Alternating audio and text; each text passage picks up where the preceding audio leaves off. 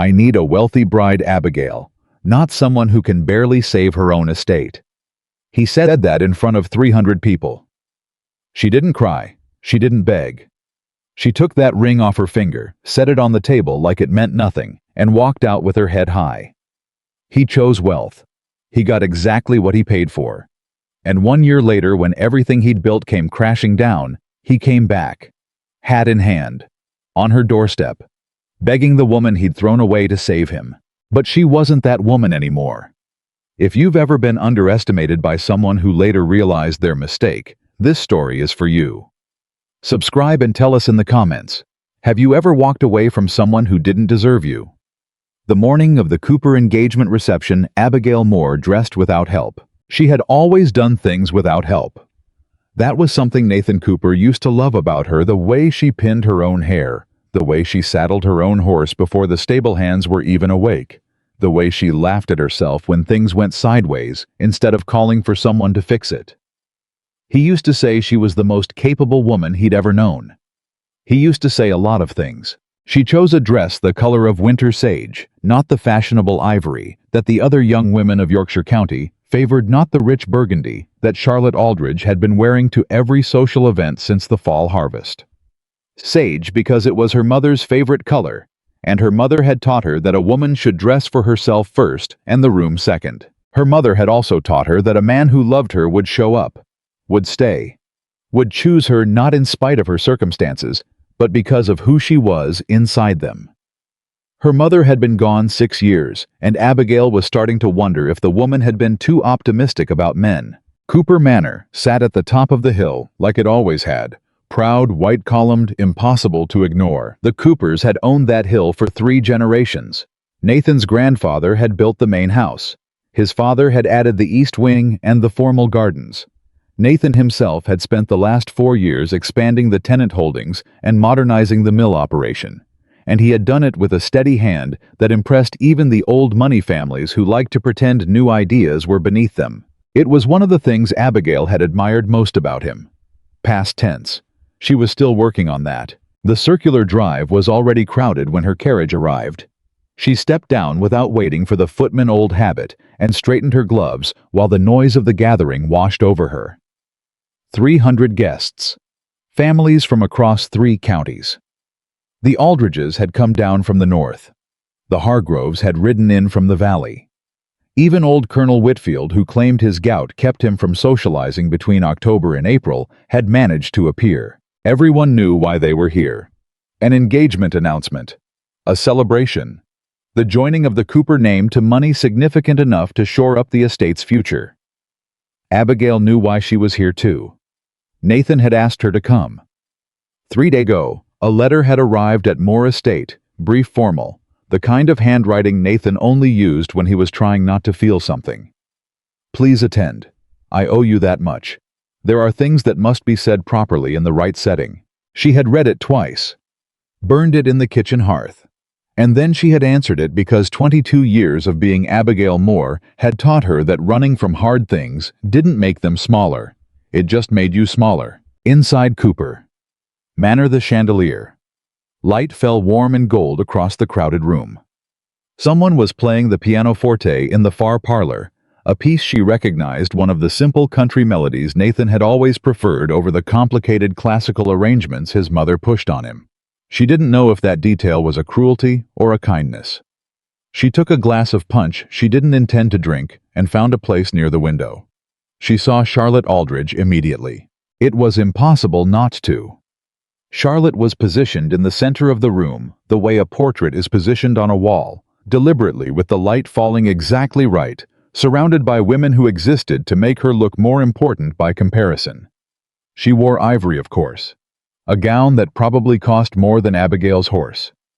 Her dark hair was piled high, threaded with pearls, and she moved through the crowd with the particular confidence of a woman who had never been told no and wasn't expecting to start hearing it now. She was beautiful. Abigail was honest enough to admit that without flinching. She was also, from everything Abigail had observed over the past 3 months, entirely indifferent to the people around her unless they were useful. But usefulness was the point, wasn't it? That was what Nathan had decided. That was the trade he had made. She heard his voice before she saw him. "You came."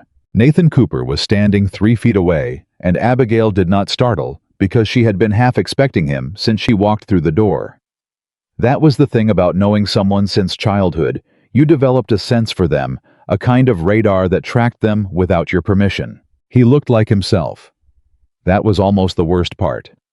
She had half hoped grief would have done something visible to him, hollowed him out, put shadows under his eyes, given her something external to point to as evidence that losing her had cost him something. But he looked like Nathan.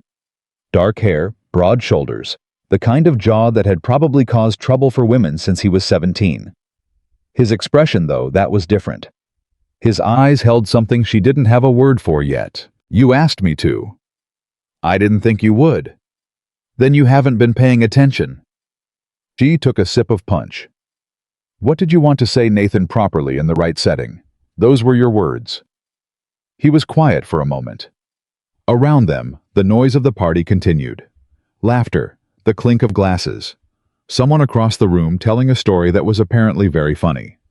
No one was looking at them yet. "I wanted you to hear it from me," he said. "Not from gossip, not from a letter second-hand." "I appreciate that." She meant it. She did. "Say it then." His jaw tightened. "My family requires stability, financial stability, the kind that more estate, the kind that you—" He stopped, started again. "I need to make a match that secures the estate's future. My father's debts were larger than I disclosed to most people. The mill renovation cost more than projected. I need a wealthy bride," she said. "Not someone who can barely save her own estate."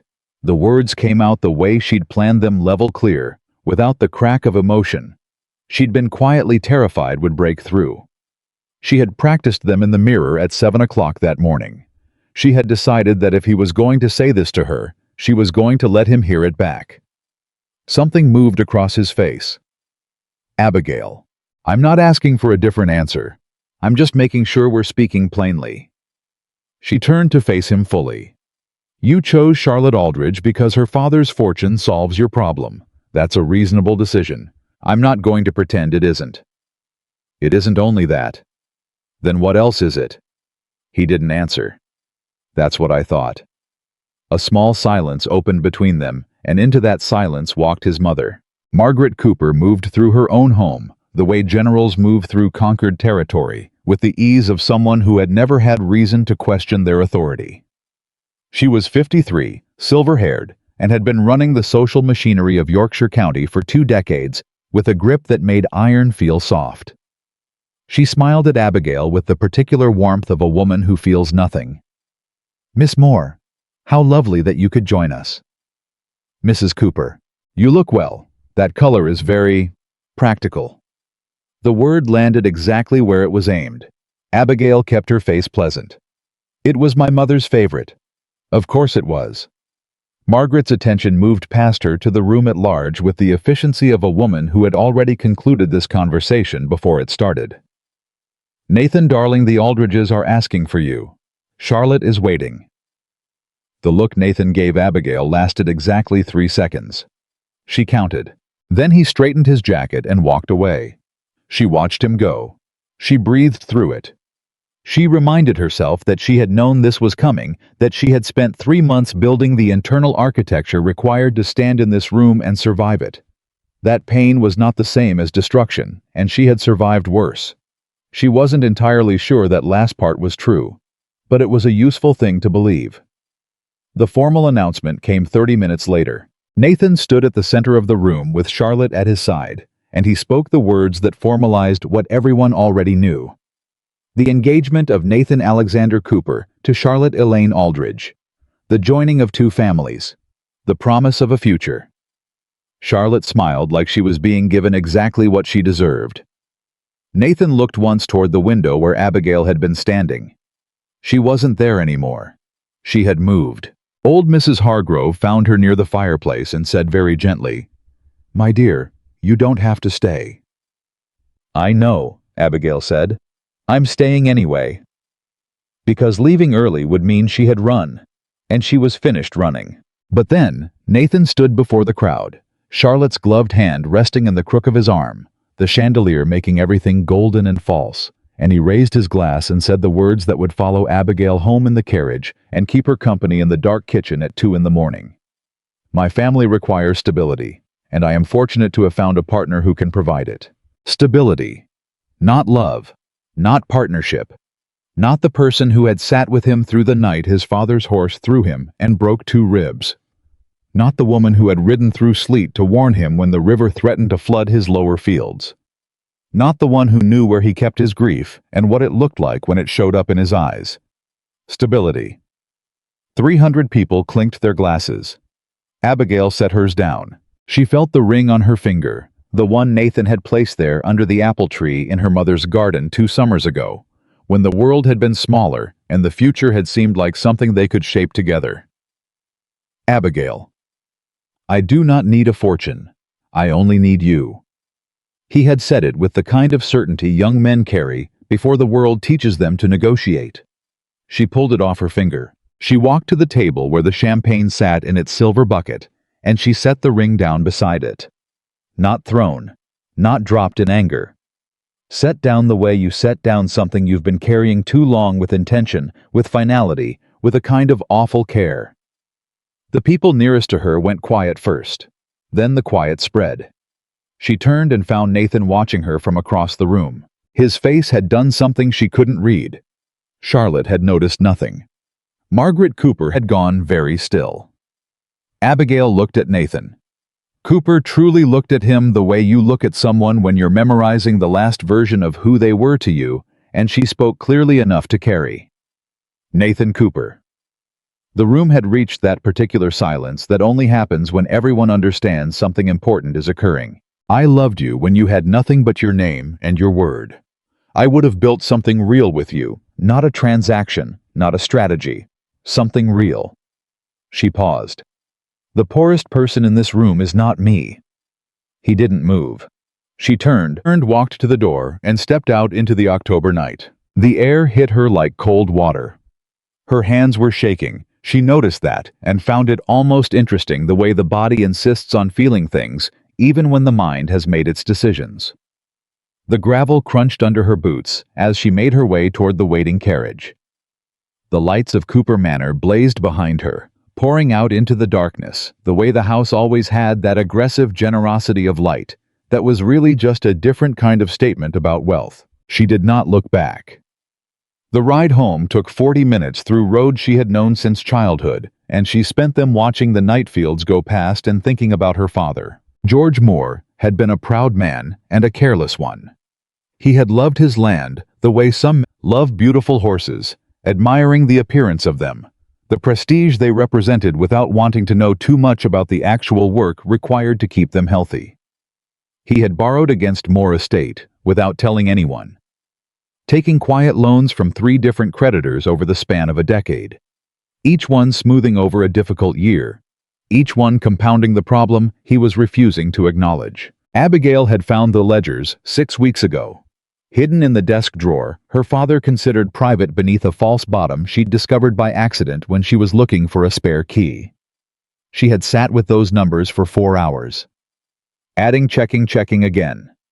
Hoping she was wrong. She wasn't. Moore Estate was not yet lost, but it was standing at the edge of a cliff, and someone needed to start pulling it back immediately, or the ground beneath it would give way. She had not told her father she'd found them. Not yet. He was 61 and in uncertain health, and the shame of it might kill him faster than the debt itself.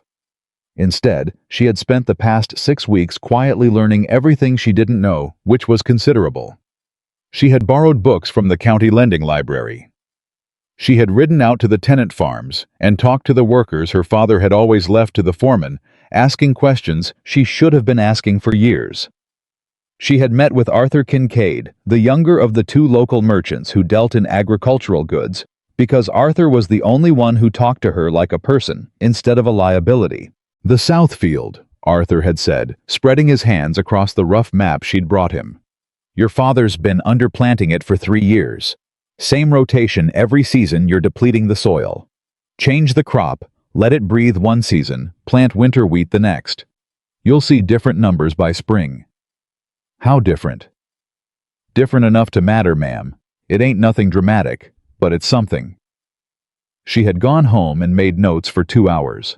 That was the state of things when the carriage rolled through the Moore estate gate and the driver called down good night, and she walked into the house through the kitchen door because she'd been doing it that way since she was 8, and old habits were a comfort she refused to give up. Her father was in the sitting room. I was supposed to be in bed. His hip had been bad since August. But there he was, upright in his chair lamp turned low, a book open in his lap that he clearly hadn't been reading. "How was it?" he asked. She sat down across from him. She took a moment to decide how honest to be, and then she remembered that she was tired of deciding how honest to be, and she told him the truth. "It's done." He announced the engagement to Charlotte Aldridge. I returned the ring. Her father set the book aside. He looked at her with the eyes of a man who knew he'd failed someone and couldn't say it properly. "Abigail." "I'm all right, Papa." "You don't have to be all right tonight." "I know." She folded her hands in her lap. "But I'm also going to need you to tell me about the loans." The silence that followed was the loudest one she could remember. George Moore looked at his daughter for a long moment, and then he seemed to shrink the way old trees shrink in winter, like something essential retreating inward to survive. "You found them?" "6 weeks ago." His eyes closed. "I was going to. I know you were." She kept her voice even. She was not angry. She had been briefly in the first week a sharp and disorienting anger that felt like being cheated on, betrayed by the person you'd assumed was managing things. But she'd worked through it in the way she'd worked through most difficult things alone, methodically, by breaking it into pieces small enough to think about clearly. "I understand why you didn't tell me. I need you to understand something in return." He opened his eyes. "I'm going to fix this," she said. "Not by finding a wealthy husband, not by selling parcels. I'm going to fix it by running this estate the way it should have been run for the past decade, and I'm going to need your cooperation and your trust, and I'm going to need you to stay out of my way on the decisions that need to be made quickly." Her father was quiet for a very long time. Then he said, "Your mother always said you were the one who got her backbone." She was right. Abigail stood. "Get some sleep, Papa. We start tomorrow." She climbed the stairs to her room and sat on the edge of her bed in the dark for a while, without undressing. She was not performing calm, she was actually finding it piece by piece the way you find your footing on uneven ground. Something had happened tonight that would leave a mark. She knew that. The mark would be there for a long time. But marks weren't the same as wounds, and wounds weren't the same as the end, and she was not at her end. She thought about Nathan. About the way he'd looked when she put the ring down. About the 3 seconds of that look. She thought about what he'd said to her 2 summers ago under the apple tree, and she let herself feel the cruelty of how thoroughly a person could change their mind about what they needed, and then she set it aside.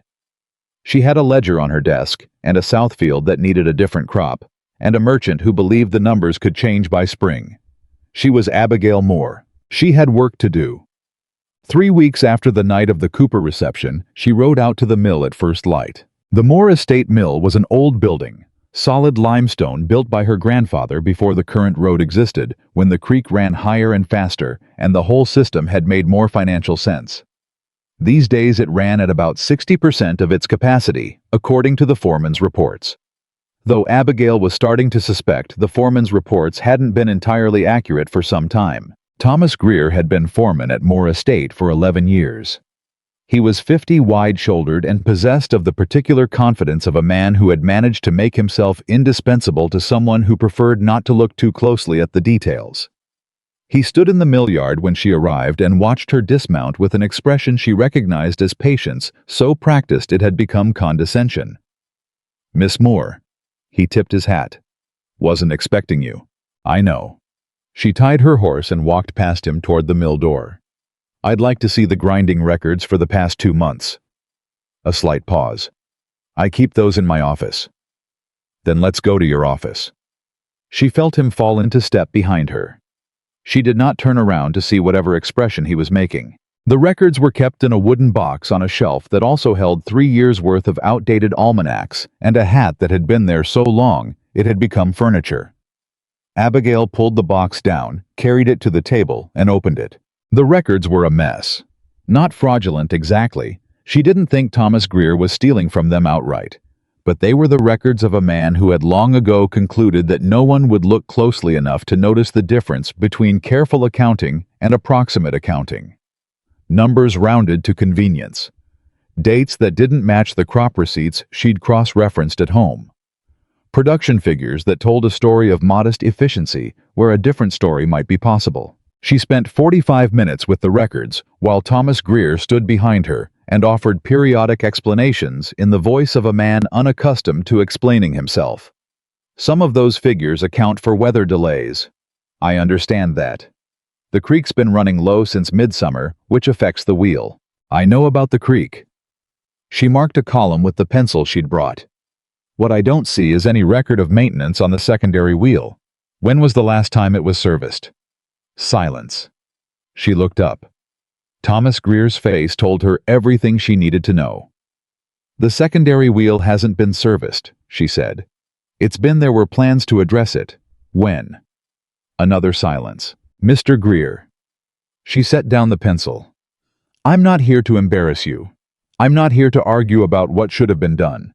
I'm here because this estate belongs to my family, and I intend to understand what I'm dealing with before I make decisions about how to address it. Now, when was the secondary wheel last serviced? His jaw moved. 2 years, perhaps 3. All right. She made a note. How much production do we lose by not using it? He told her. It was a significant number. She made another note. Thank you. I'll need full records going back 4 years organized by month. I'd like them by the end of the week. He stared at her.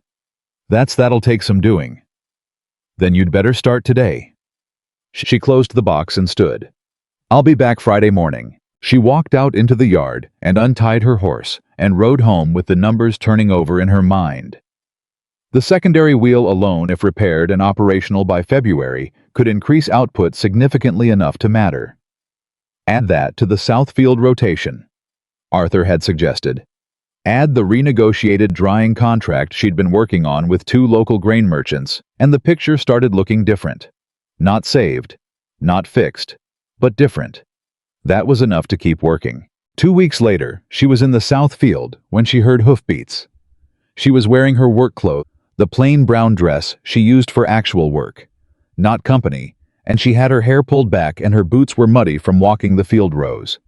She was crouching to examine the soil at the edge of a drainage furrow when the horse pulled up and the shadow of a rider fell across her. She already knew who it was before she stood. Nathan Cooper sat his horse the way he always had, like the animal was an extension of himself, like the ground below was something he happened to be above rather than dependent on. He looked down at her with an expression that had multiple things happening in it at once. I heard you were out here, he said. Word travels. She straightened and brushed the soil from her hands. What are you doing in my field, Nathan? Riding by. Cooperland is half a mile east. I know where Cooperland is. She waited. He looked at the field around her, the furrows, the stakes she'd driven to mark the new rotation boundaries. The work that was visible even to someone who didn't know what they were looking at. Something moved in his expression that she didn't have a name for. Arthur Kincaid says you're planting winter wheat on this parcel. Arthur Kincaid talks too much. He says the drainage work you're doing along the eastern edge, he says it's going to change the whole yield profile. Arthur Kincaid doesn't know what he's talking about. She pulled her work gloves back on. The yield profile will be exactly what it should have been 5 years ago if anyone had paid attention. A pause. How's your father? Fine. It wasn't entirely true. Her father's hip had worsened in the cold weather, and the anxiety of watching Abigail manage things in ways he'd never managed them himself had given him a restlessness that manifested as hovering. But that wasn't Nathan's business. How's Charlotte? Whatever had been in his expression shifted into something harder to look at. She's well. Good. She looked back at the field. Was there something specific you needed, Nathan? Because I've got about an hour of light left, and I'd like to use it. He was quiet for a long moment. The horse moved beneath him, impatient. I wanted to see how you were. She looked at him. He meant it.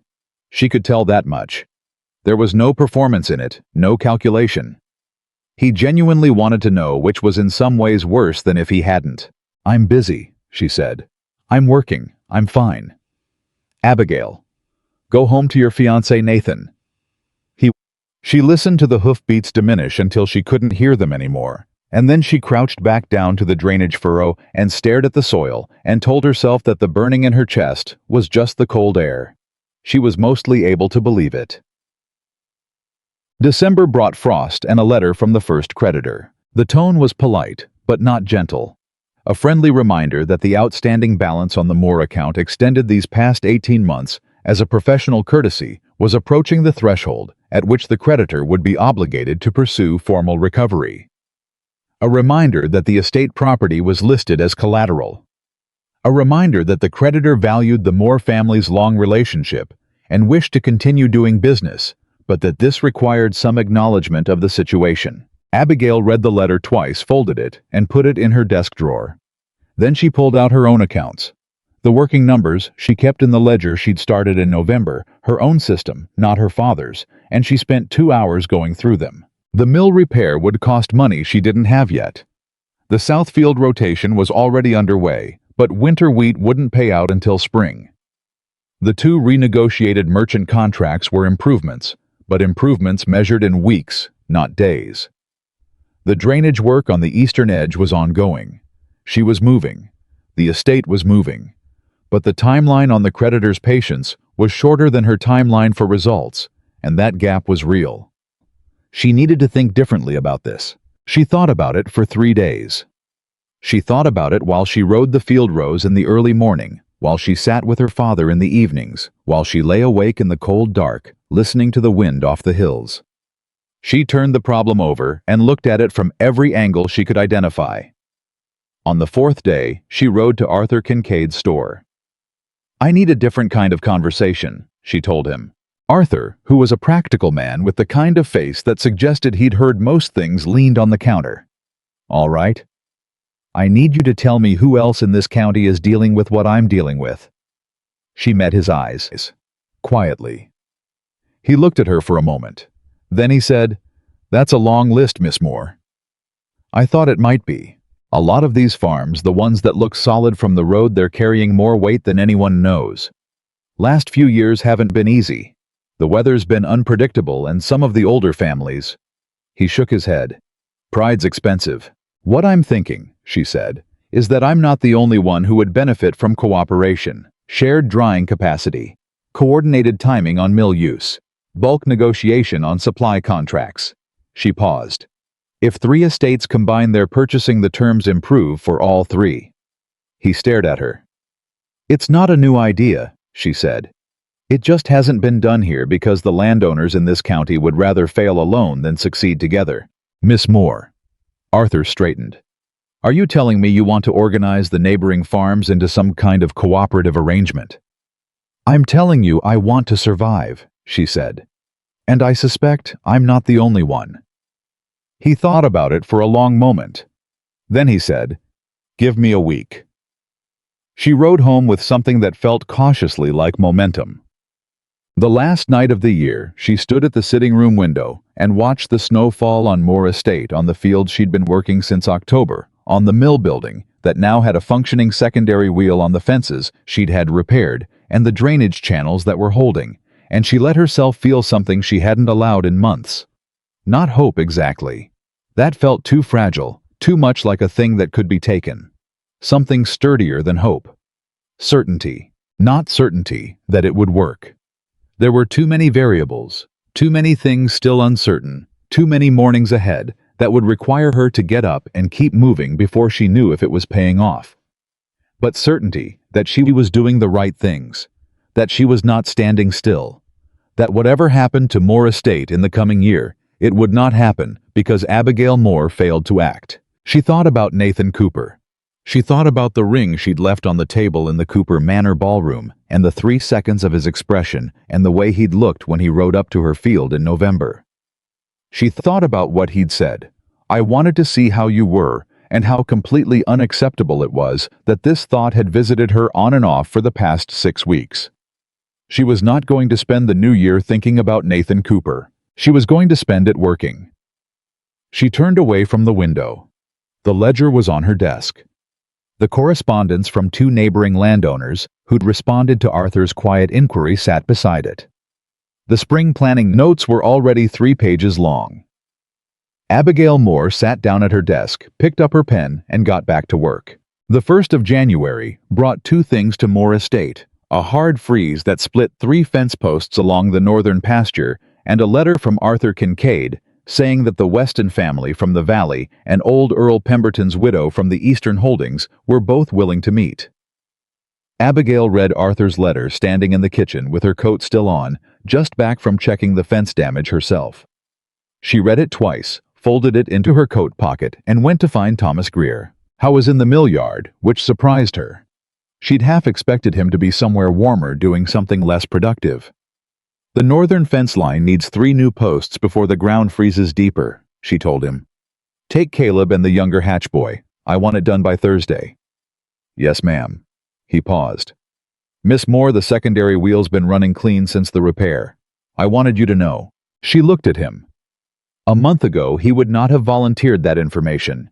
He would have waited to be asked the way a man waits who is accustomed to managing expectations downward. "Good," she said.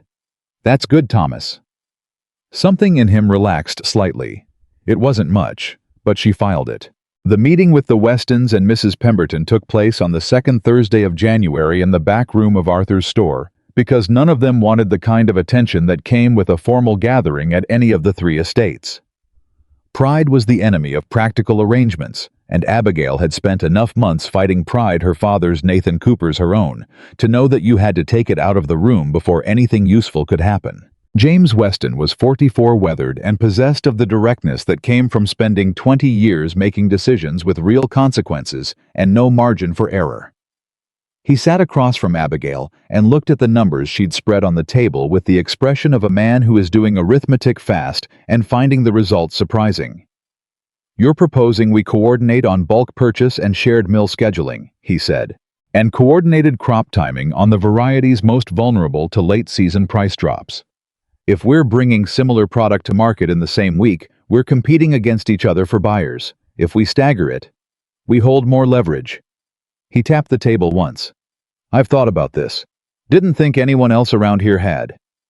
Most people around here would rather fail in private than succeed in company." Margaret Pemberton, who was 61 and had been running her late husband's estate for 4 years without acknowledging publicly that she was running it, looked up from the figures with an expression.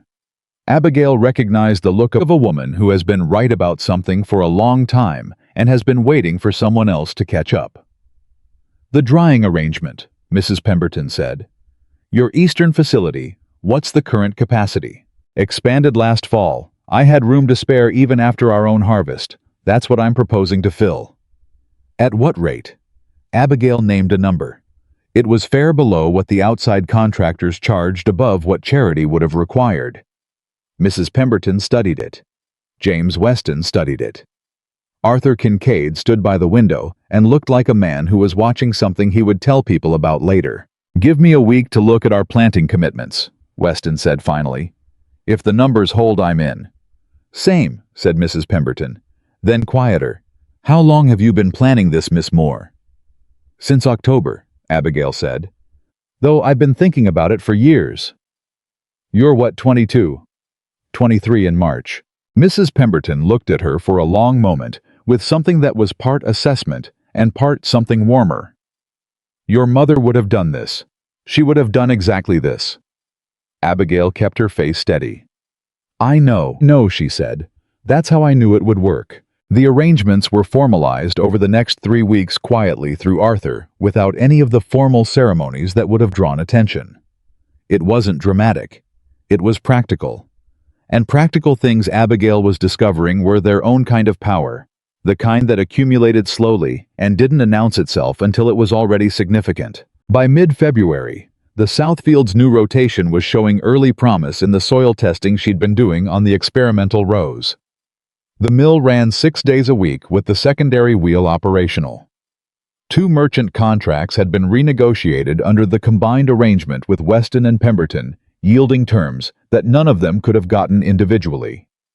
And the letter from the first creditor, answered now with a partial payment and a documented repayment schedule that showed clear forward momentum, had produced a response that was more conciliatory than the first. Not solved, not finished, but moving. Her father noticed. He tried not to show it. Pride made him strange about this, the particular discomfort of a man watching his daughter do what he should have done. But she saw it in the evenings in the way he'd started asking questions about the arrangements, rather than sitting in silence. He asked about the Weston partnership one night over supper, with an academic tone like he was inquiring about someone else's business. The Westons, they're the Valley family, the one with the low-ground barley. Yes. Their barley's been inconsistent the past few seasons. James Weston knows that. He's been trying to solve it alone. The shared drainage work we're planning for spring will help his situation more than ours, honestly, but the cooperation pays us back on the purchase side. She passed him the bread. It's not charity, it's not even generosity, it's just logic. Her father was quiet for a moment. You sound like you've been doing this for 20 years. I sound like someone who's been reading for 20 years and finally has a reason to apply it. He looked at her. Then he looked at the table. I'm sorry, Abigail. About the debts. About not telling you. I know, Papa. I should have trusted you with it sooner. If you had, I might have tried to solve it by marrying Nathan Cooper. She met his eyes. Maybe it happened in the right order. He didn't answer, but something in him settled. That was the most they ever said about it. The news about Nathan reached her on a Thursday in late February, carried by no one in particular, just the ordinary current of county gossip that moved through every community, like water through soil, finding its way into everything eventually. Charlotte Aldridge had returned to her father's house in the north. The engagement was not formally broken, no announcement, no official correspondence, nothing that would require either family to acknowledge the rupture publicly. But Charlotte was gone, and Nathan Cooper was alone at Cooper Manor, and the story that moved with this information, always partial, always speculative, always carrying more heat than light, was that the marriage had not been the uncomplicated transaction everyone had assumed. Abigail heard it first from the youngest Hargrove daughter, who appeared at Moore Estate on an errand that was transparently pretextual, and delivered the information with the barely contained energy of someone who had been waiting for the right moment. I thought you'd want to know, young Miss Hargrove said. Given everything. Given everything, Abigail repeated. I mean after the way he behaved at the reception, the things he said. She leaned forward slightly. Don't you feel, doesn't it feel like some kind of justice? Abigail looked at her for a moment. She was 19, well-meaning, and entirely mistaken about what Abigail was feeling. I feel, Abigail said carefully, that it's none of my business, and I hope whatever is happening at Cooper Manor resolves itself without anyone getting hurt more than necessary. She stood. Was there something else you needed? Miss Hargrove left disappointed. Abigail sat back down at her desk and stared at the ledger page she'd been working on before the interruption, and found that the numbers had temporarily become blurry. She was not glad. That was the honest answer, the one she arrived at after sitting with the question for half an hour. She was not glad Nathan was in difficulty. She had said that night at the reception that the poorest person in the room wasn't her, and she'd meant it not as performance, not as a cutting line delivered for effect, but as a true thing she had observed about him. Nathan Cooper was poor in some way that had nothing to do with money, and that kind of poverty didn't fix itself just because the external circumstances shifted. She thought about Charlotte Aldridge, about what it must have felt like to arrive at Cooper Manor as a purchase solution and discover that a purchase solution was exactly what she'd been treated as, that Nathan had married a ledger entry and not a person. She didn't know. She might never know. But she felt something for the woman that was more complicated than the simple rivalry the county seemed to expect between them. She went back to her numbers. She had drainage schedules to finalize with Weston before the ground thawed. March arrived with mud season, and the kind of slow unfolding that made you understand why farmers were either deeply patient people or deeply worn ones. The early indicators on the south field were holding. The mill was running at 80% capacity, not perfect, but better than anything the previous 3 years had produced. The cooperative arrangement with Weston and Pemberton was working quietly in the background, the way good systems worked without drama. She was beginning to understand something she hadn't fully understood before, that the experience of doing hard work and seeing it respond was its own form of nourishment. Not the security she'd expected to feel, that was still provisional, still dependent on 100 variables she couldn't fully control. But something underneath the security. A kind of deep-ground confidence that had nothing to do with the outcome and everything to do with the fact of the effort itself. She was capable. She had always been capable in the abstract sense. She'd known that, had been told it, had believed it in the passive way. You believe things you haven't yet been asked to prove. But this was different. This was capability that had been tested by real conditions and found to hold, and that was a different thing entirely. She was thinking about this on a morning in early March when she rode out to the mill and found Nathan Cooper's horse tied at the post outside. She stopped her own horse. She looked at the horse, the gray gelding she knew as well as she knew Nathan's voice, because she'd watched him choose it at a sale 3 years ago and argue good-naturedly with the seller over its merits, and she took a breath that was slower than usual. Then she dismounted, tied her horse, and walked inside. Nathan was talking to Thomas Greer. Or rather, Thomas Greer was talking, explaining something about the wheel mechanism, gesturing toward the ceiling drive shaft, and Nathan was listening with the particular focused attention of a man who is gathering information he didn't come here expecting to need. Both men looked up when she walked in. Thomas Greer suddenly found somewhere else to be. She waited until his footsteps faded. "Nathan, I should have sent word." He said it immediately, without the preamble she'd half expected, without the social maneuvering, the casual opening designed to make the real purpose seem accidental. "I'm sorry for coming unannounced." "What do you want?" He looked at her.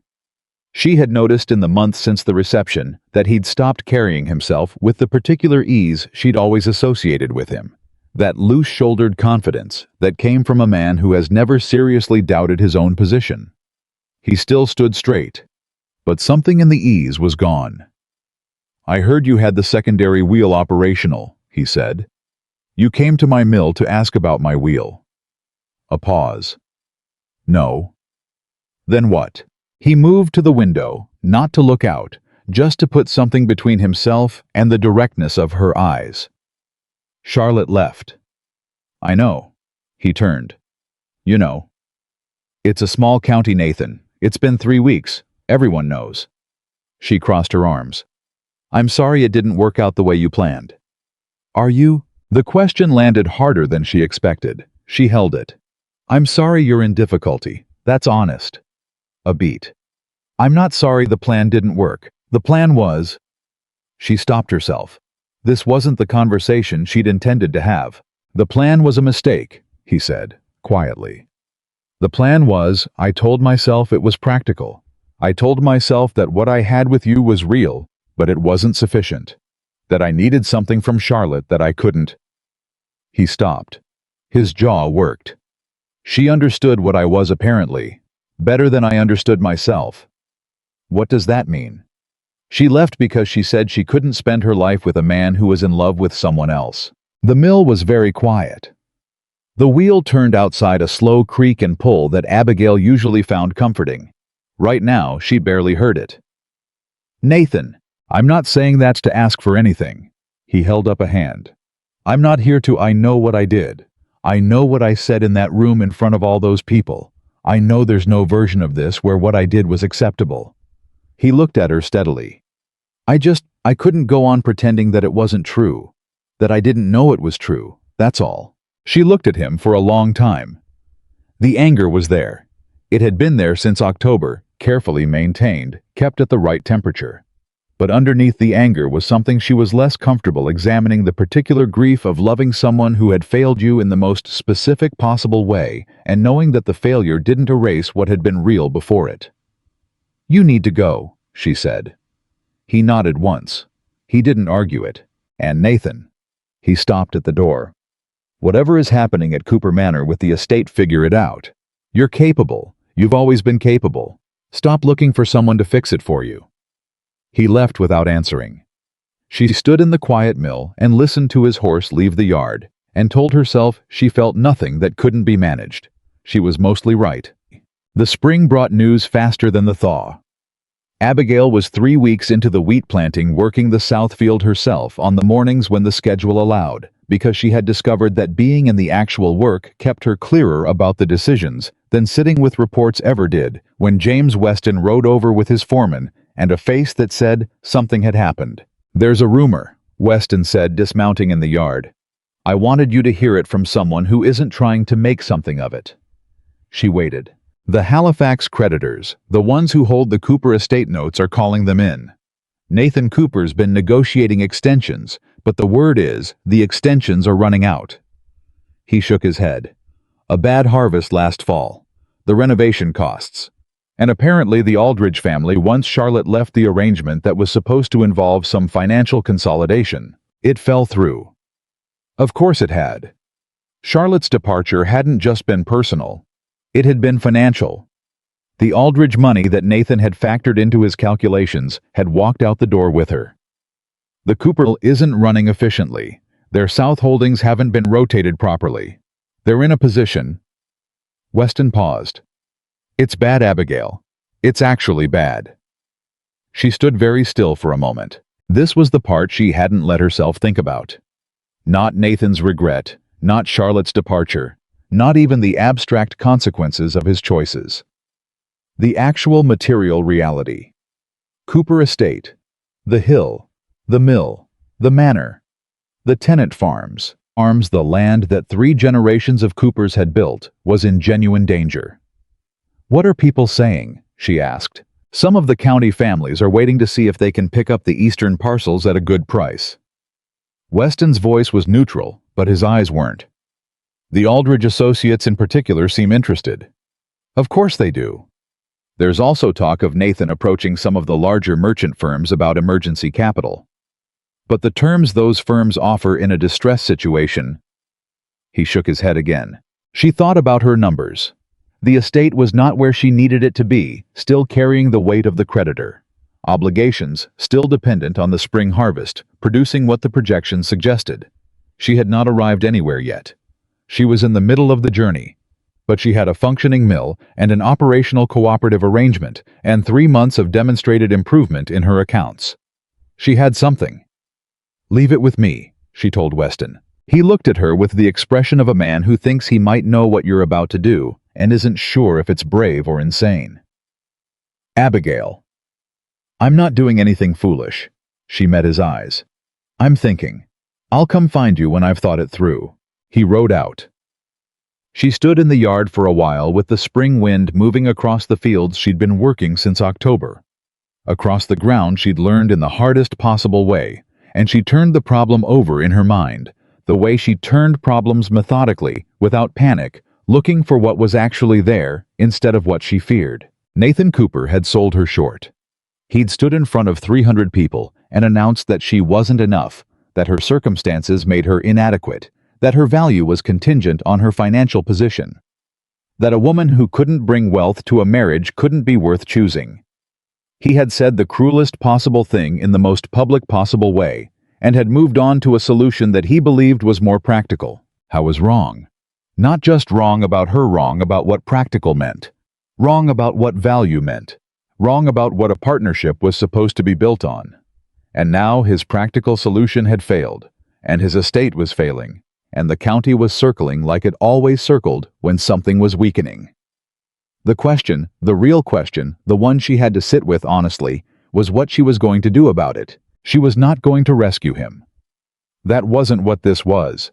She was not going to let what she still felt for him, whatever it was, whatever was left of it, after the humiliation and the months of hard work and the long practice of setting him aside, turn her into the kind of woman who reversed her own principles the moment the man who'd hurt her needed something. But there was another question underneath that one, and it was, this was there a version of this situation in which what was right for Moore Estate, and what was right for the people on Cooperland, and what was honest about her own capabilities, all pointed in the same direction?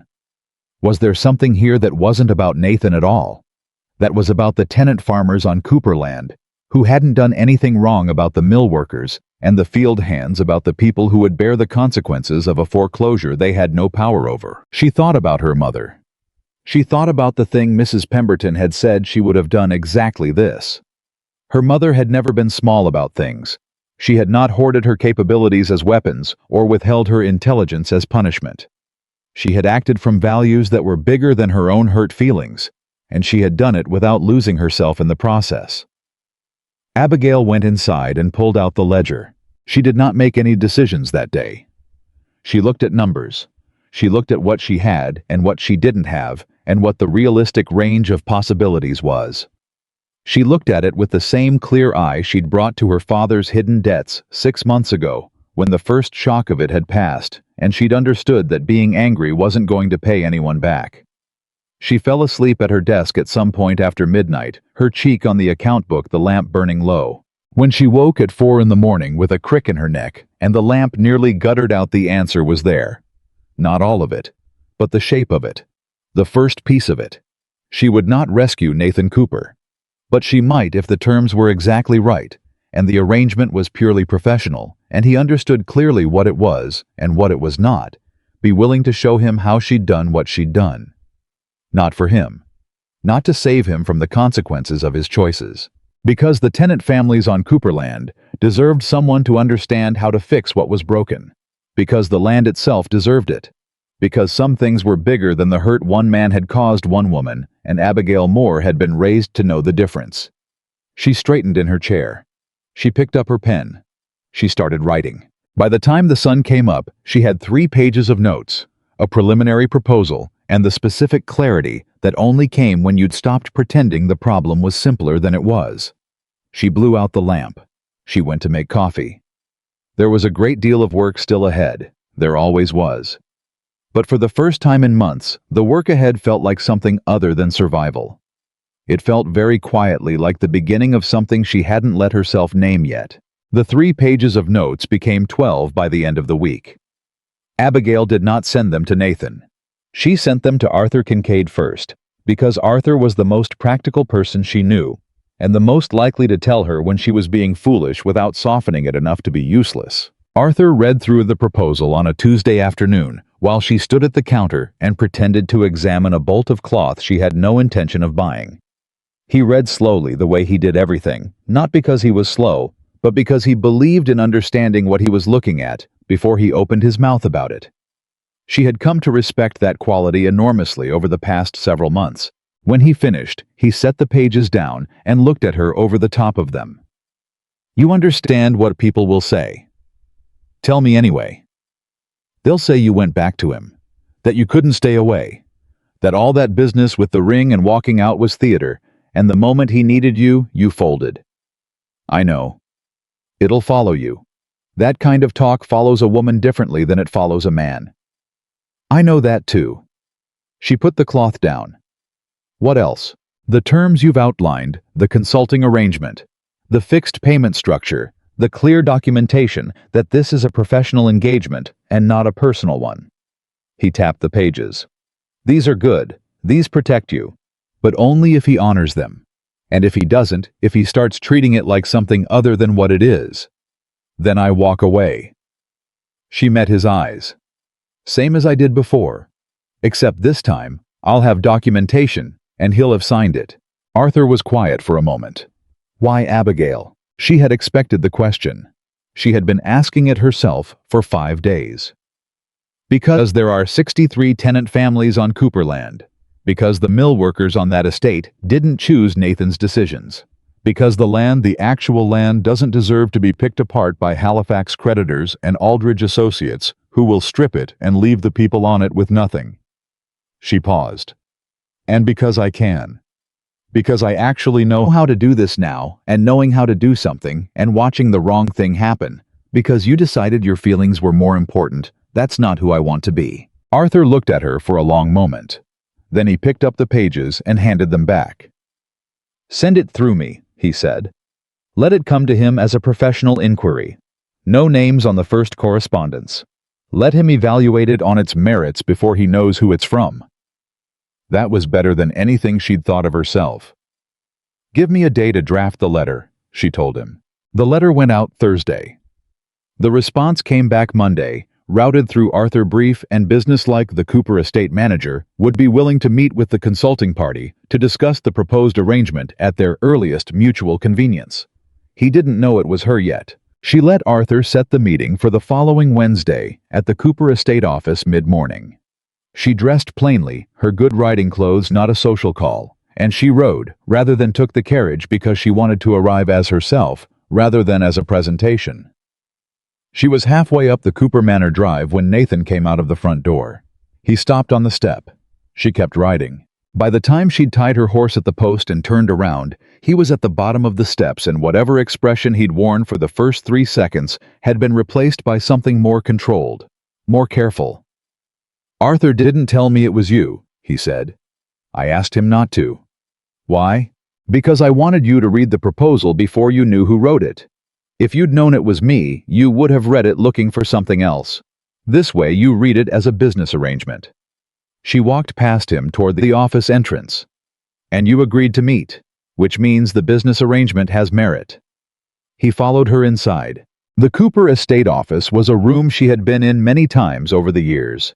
She had sat across that same desk from his father once as a child, while her own father discussed some matter of shared fencing. It looked the same. But Nathan sat behind it differently than his father ever had. There was a weight to him now that hadn't been there a year ago, something that had settled into his posture and made him look older in a way that wasn't just time. On the desk, her proposal. Annotated. He had read it carefully. She could see that from across the room, the marks in the margins, the folded corner on the 3rd page where something had caught his attention. "The crop rotation model," he opened. "You're proposing the same schedule you implemented on the Moore South field, with modifications for your soil profile. The Cooper East holdings have heavier clay content. The drainage work needs to happen before the rotation can be effective, or you'll lose the benefit in the first wet season. You've assessed my drainage. I assessed what I could observe from the road and what I know about this land from 20 years of living near it." She sat down across from him. "You'll need someone to walk the eastern holdings before we finalize the plan. I can do that, or you can have your own man do it and bring me the assessment." He looked at the proposal, then he looked at her. "You're doing this professionally?" "Yes." "You're sitting in my office in my chair. Your chair is on that side of the desk. I'm in the visitor's chair. You know what I mean." She held his gaze. "I know what you mean. Yes, I'm here professionally. The arrangement I'm proposing is a fixed consulting engagement with documented terms, a payment schedule based on measurable outcomes, and a clear end date. It is not a personal arrangement. It is not a reconciliation. It is not an opening." She paused to let that land. "Those are my terms. If they're not acceptable, I'll finish my coffee and go home." There was no coffee. The point still stood. Nathan leaned back in the chair. Something moved through his expression. Something complicated and tired, and underneath the tiredness, something else she wasn't ready to examine. "Why would you do this after what I did?" "I already answered that question. For myself privately. I don't owe you the answer." "Abigail." "The terms, Nathan. Are they acceptable or not?" He looked at the proposal for a long moment.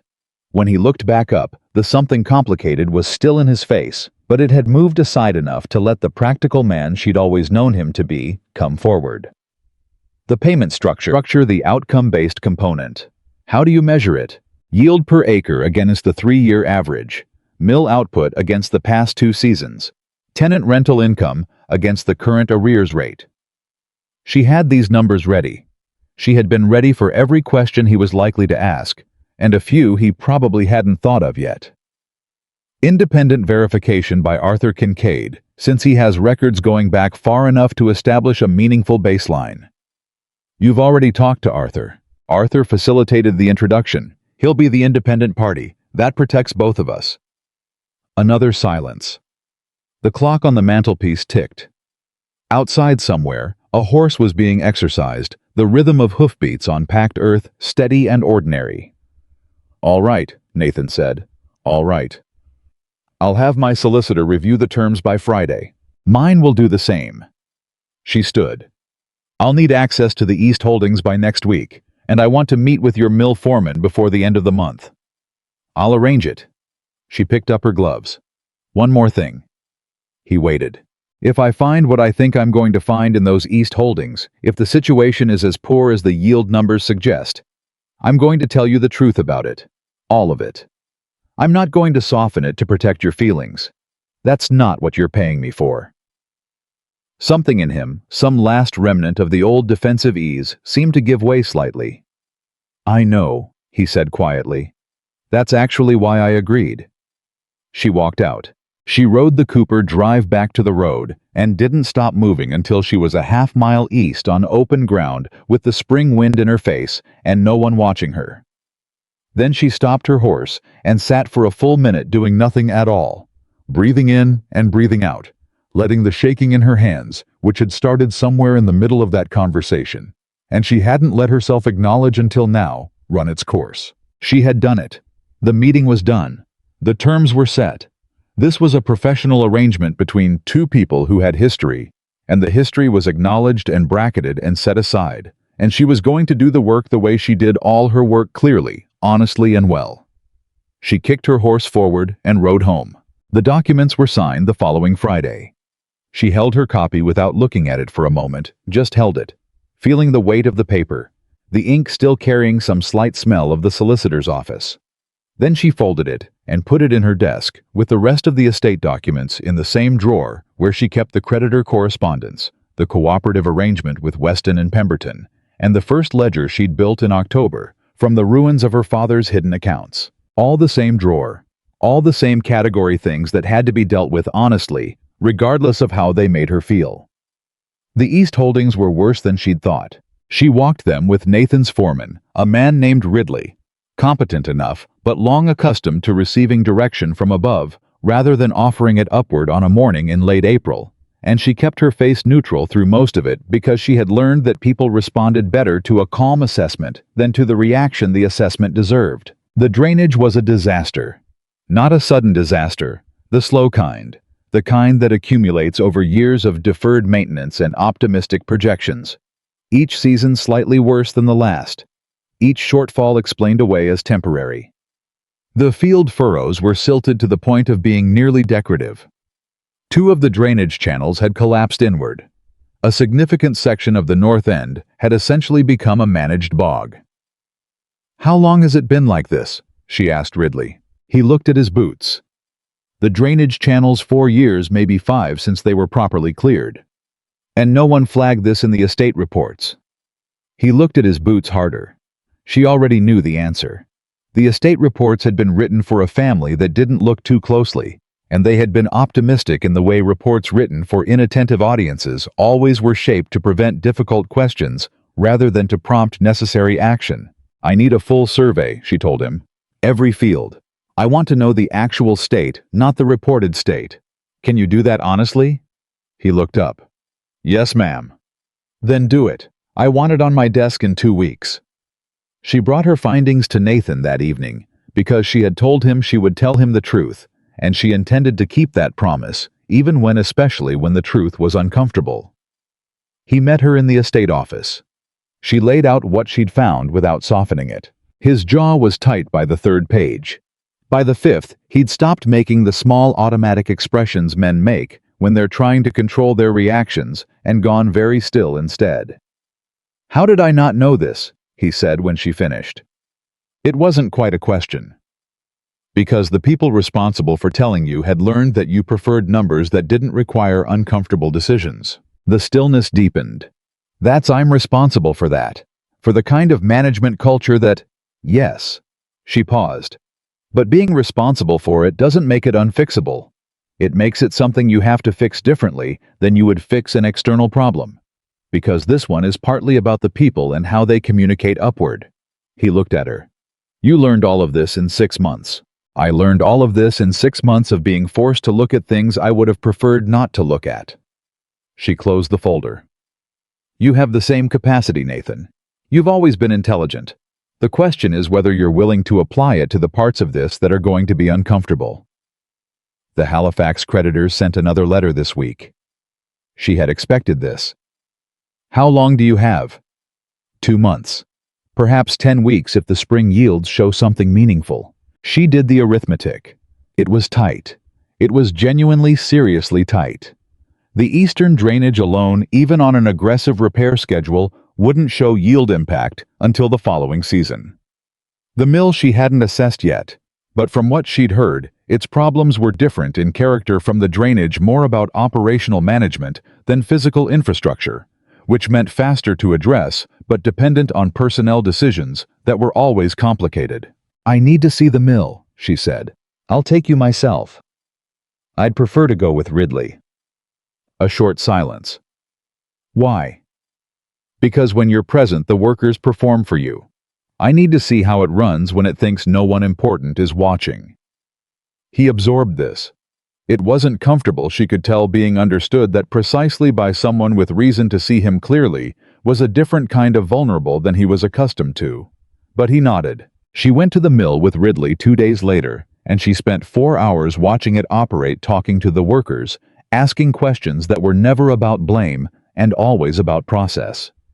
She had gotten good at this, at creating the conditions in which people would tell her what was actually true, rather than what they'd been trained to say. What she found was this: the mill itself was sound.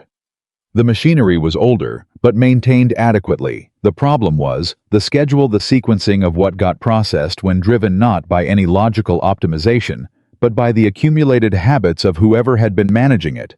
Longest habits that had calcified into procedure without anyone examining whether they still made sense. She spent an evening redesigning the schedule on paper. It wasn't complicated once you could see it. It was the kind of thing that looks obvious after the fact and invisible before, because people inside a system stop seeing the system. She brought it to Nathan the next morning. He looked at it for 10 minutes. Then he looked at her. "This is an extra 40% output for the same labor, give or take. It depends on how well the workers adapt to the new sequence and whether your foreman is willing to enforce consistency rather than letting the old habits creep back.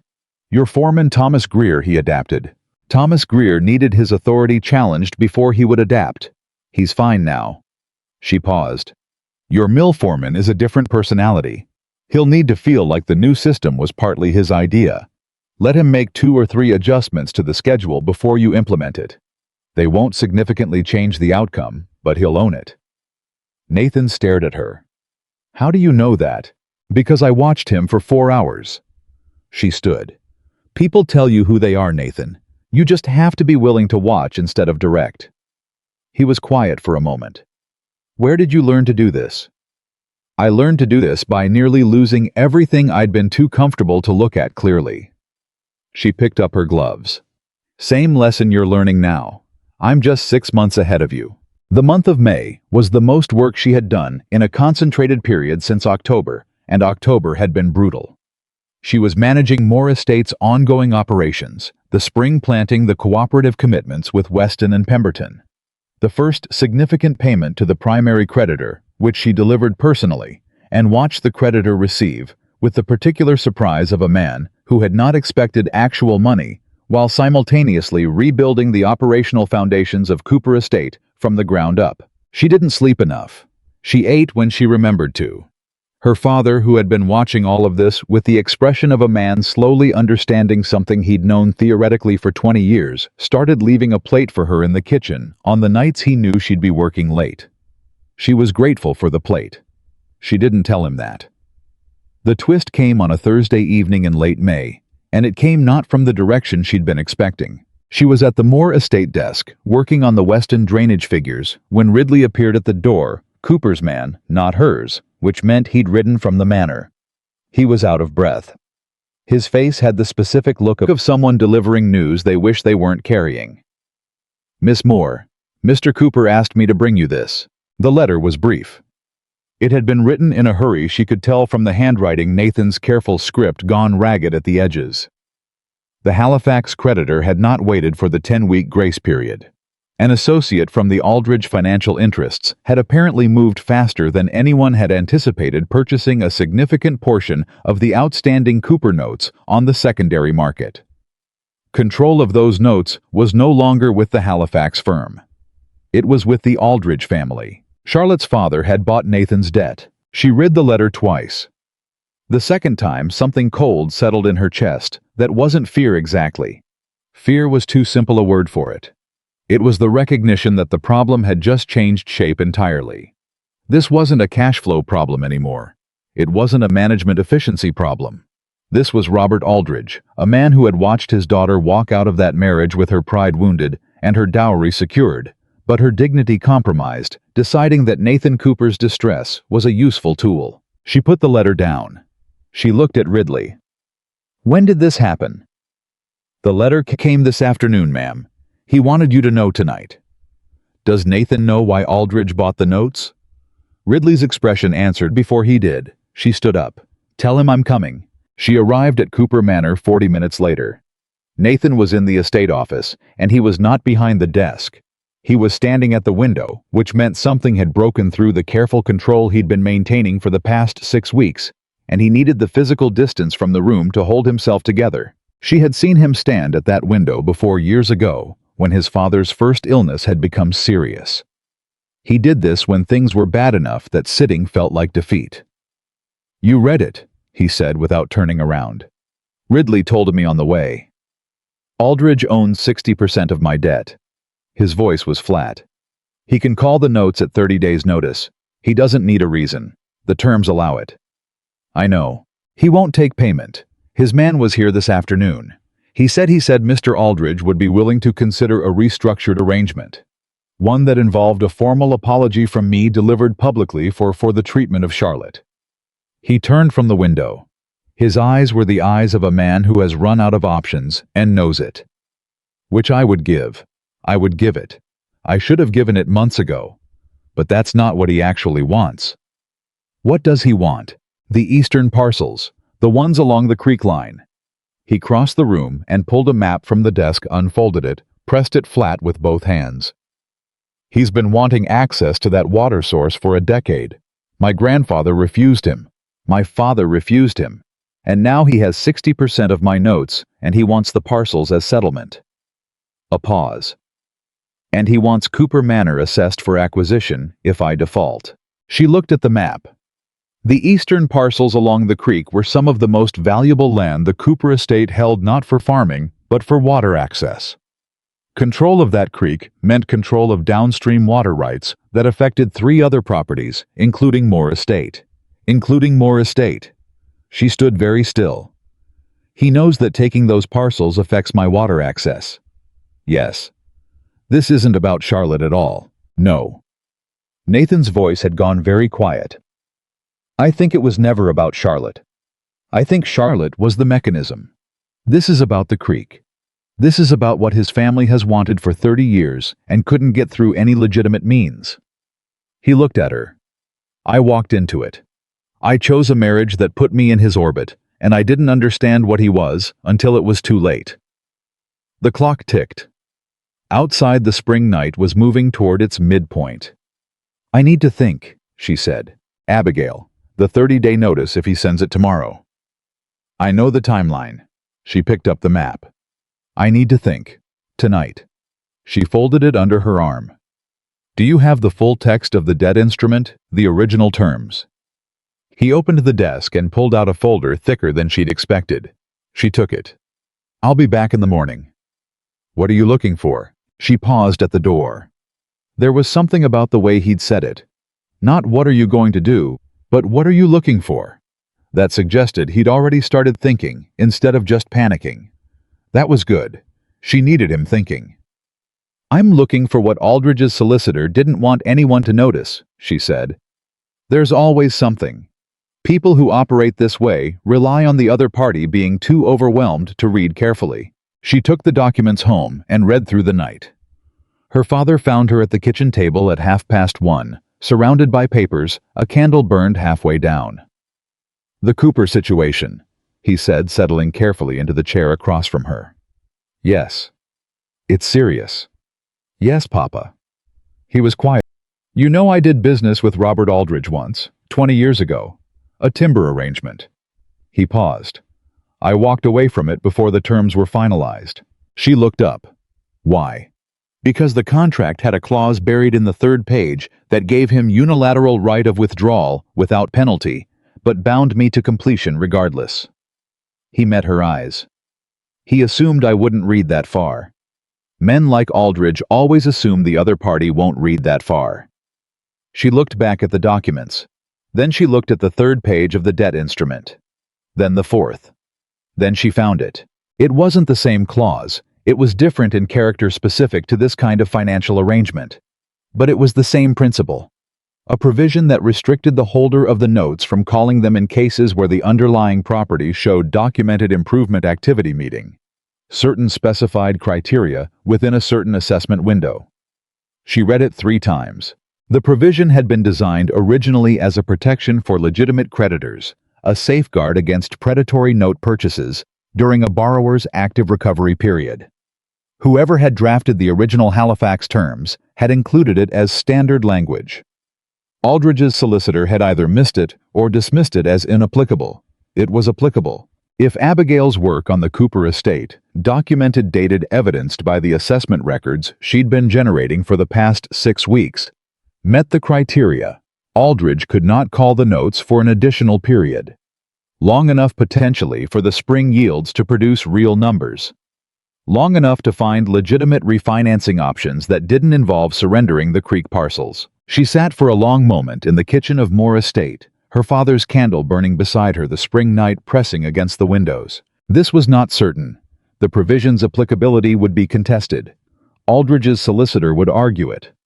There would be a period of legal uncertainty that was its own kind of pressure, its own kind of cost. And she would be even more visibly entangled in Nathan Cooper's situation than she already was. There would be no way to maintain the fiction that this was purely professional. Not once she brought this argument forward, not in a county where everyone watched everything and remembered. She knew what people would say. Arthur had told her what people would say. She thought about the 63 tenant families. She thought about the creek that fed Moore Estate's lower fields. She thought about what it meant when one man's unchecked appetite for land was allowed to go uncontested because everyone around him was either intimidated or simply hadn't read far enough. She thought about her mother, who had never been small about things. She picked up her pen. At 3 in the morning, she had a 7-page legal analysis drafted in the plain language of someone who was not a solicitor, but had spent the past 6 months learning to read documents the way documents deserve to be read. She had citations to the provision. She had the assessment records. She had dates, figures, and the kind of evidentiary trail that took 6 weeks of documented work to build. And was she realized now exactly the kind of protection she had been building without knowing she would need it? She blew out the candle. She went to bed.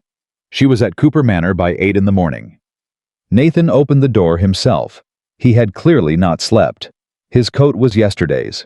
His eyes held the specific quality of a night spent at a desk dreading morning. He looked at her, at the documents in her hand, at her face. "You found something." "Page 3, she said. "Tell your solicitor to be at my estate office by 10 o'clock. Something moved in his expression, something raw and complicated that she didn't have time to respond to and didn't have the surplus emotional capacity to receive carefully. "Abigail." 10 o'clock, Nathan?" She walked past him. There was no version of this that was simple. There was no version where she got to be only the professional consultant with the clean documented arrangement and none of the history and none of the feelings she had spent 6 months managing. The problem was too big for clean lines. The stakes involved people who had nothing to do with her relationship with Nathan Cooper, and that meant she was in it whether the lines were clean or not. She had made her peace with that somewhere around 2 in the morning. What she hadn't made peace with, what she was going to have to sit with quietly on her own time, was the look on his face when she'd handed him that document. The look of a man seeing something clearly for the first time. Something that had been in front of him for years, and that his own certainties had kept him from being able to see. She sat in the Cooper Estate solicitor's chair at 10 o'clock and walked 2 men through a 7-page argument she had constructed in the middle of the night, and she did it with the same clear voice she used for everything. Now the voice she'd found in October when the ledger had been a disaster and the field had needed a different crop, and Nathan Cooper had not yet understood what he had lost. The solicitor read. Nathan watched her. Outside somewhere, a horse was being exercised on the Cooper Drive. When the solicitor finished, he looked up with the expression of a man recalculating something rapidly. "This provision," he said slowly. "If it holds, Abigail said. "The documentation is dated. The assessment records are countersigned by Ridley and corroborated by Arthur Kincaid's independent records. There is no reasonable legal argument that the improvement activity criterion isn't met. Aldridge's solicitor will dispute it." "I expect so." She folded her hands on the desk. "But disputing it takes time, and time is what we need, and by the time the dispute resolves, the spring yields will be in, and the refinancing options will be different." She paused.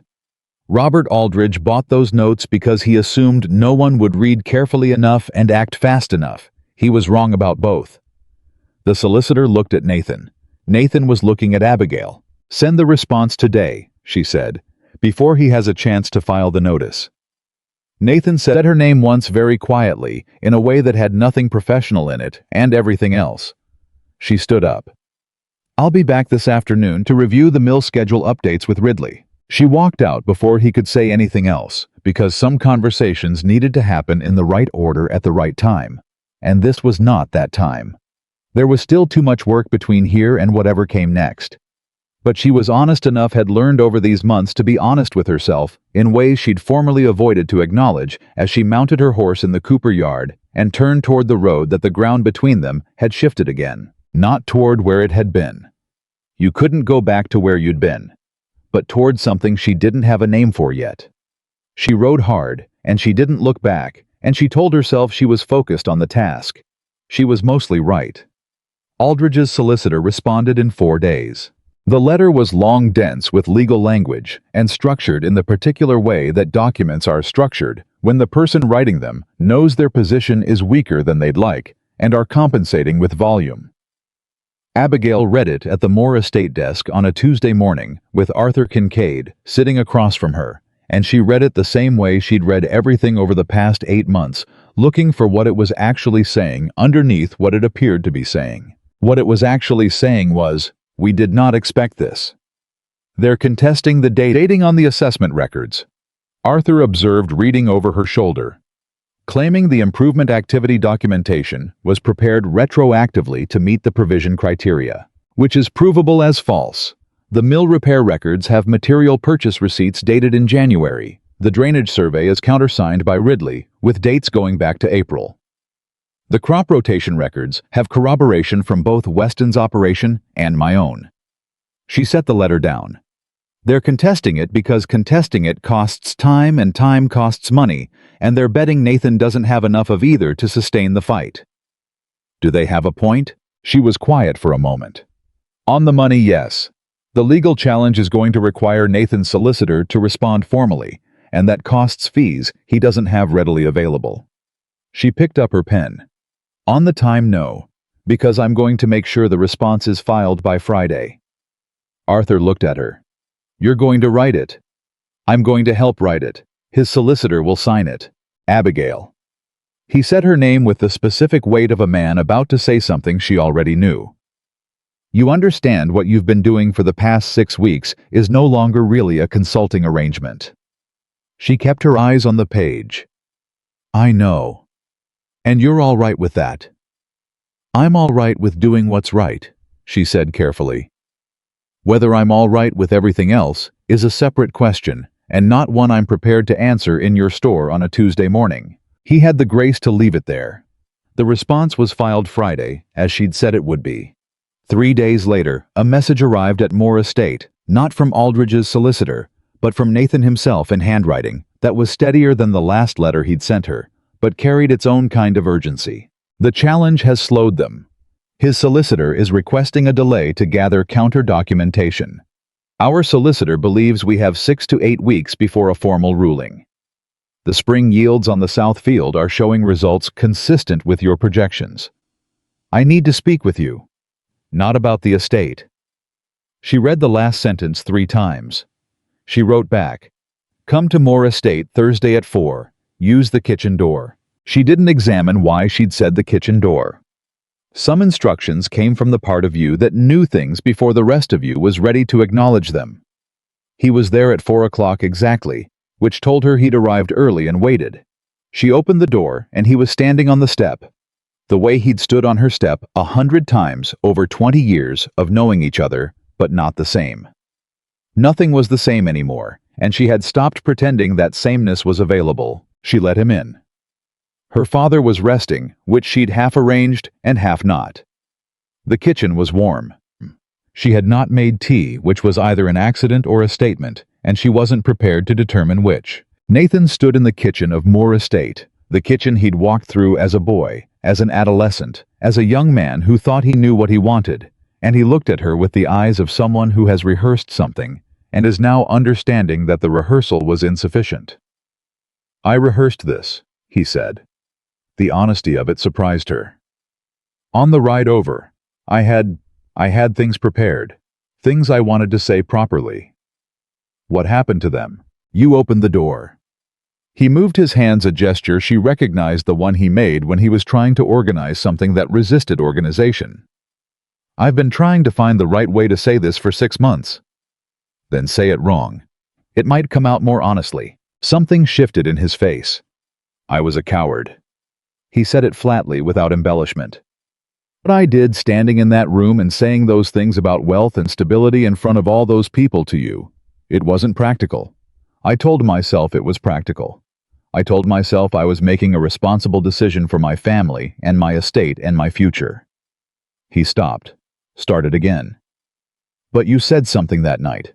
You said the poorest person in the room wasn't you, and I've spent 6 months understanding what you meant." She waited. "I was afraid," he said, "not of poverty, of not being enough, of my father's debts, meaning I'd failed at the thing I was raised to do. And instead of being honest about that fear with you, with the one person who would have helped me think through it, I turned it into a transaction. I convinced myself that what I needed was money, because money was a problem I could point to. The real problem."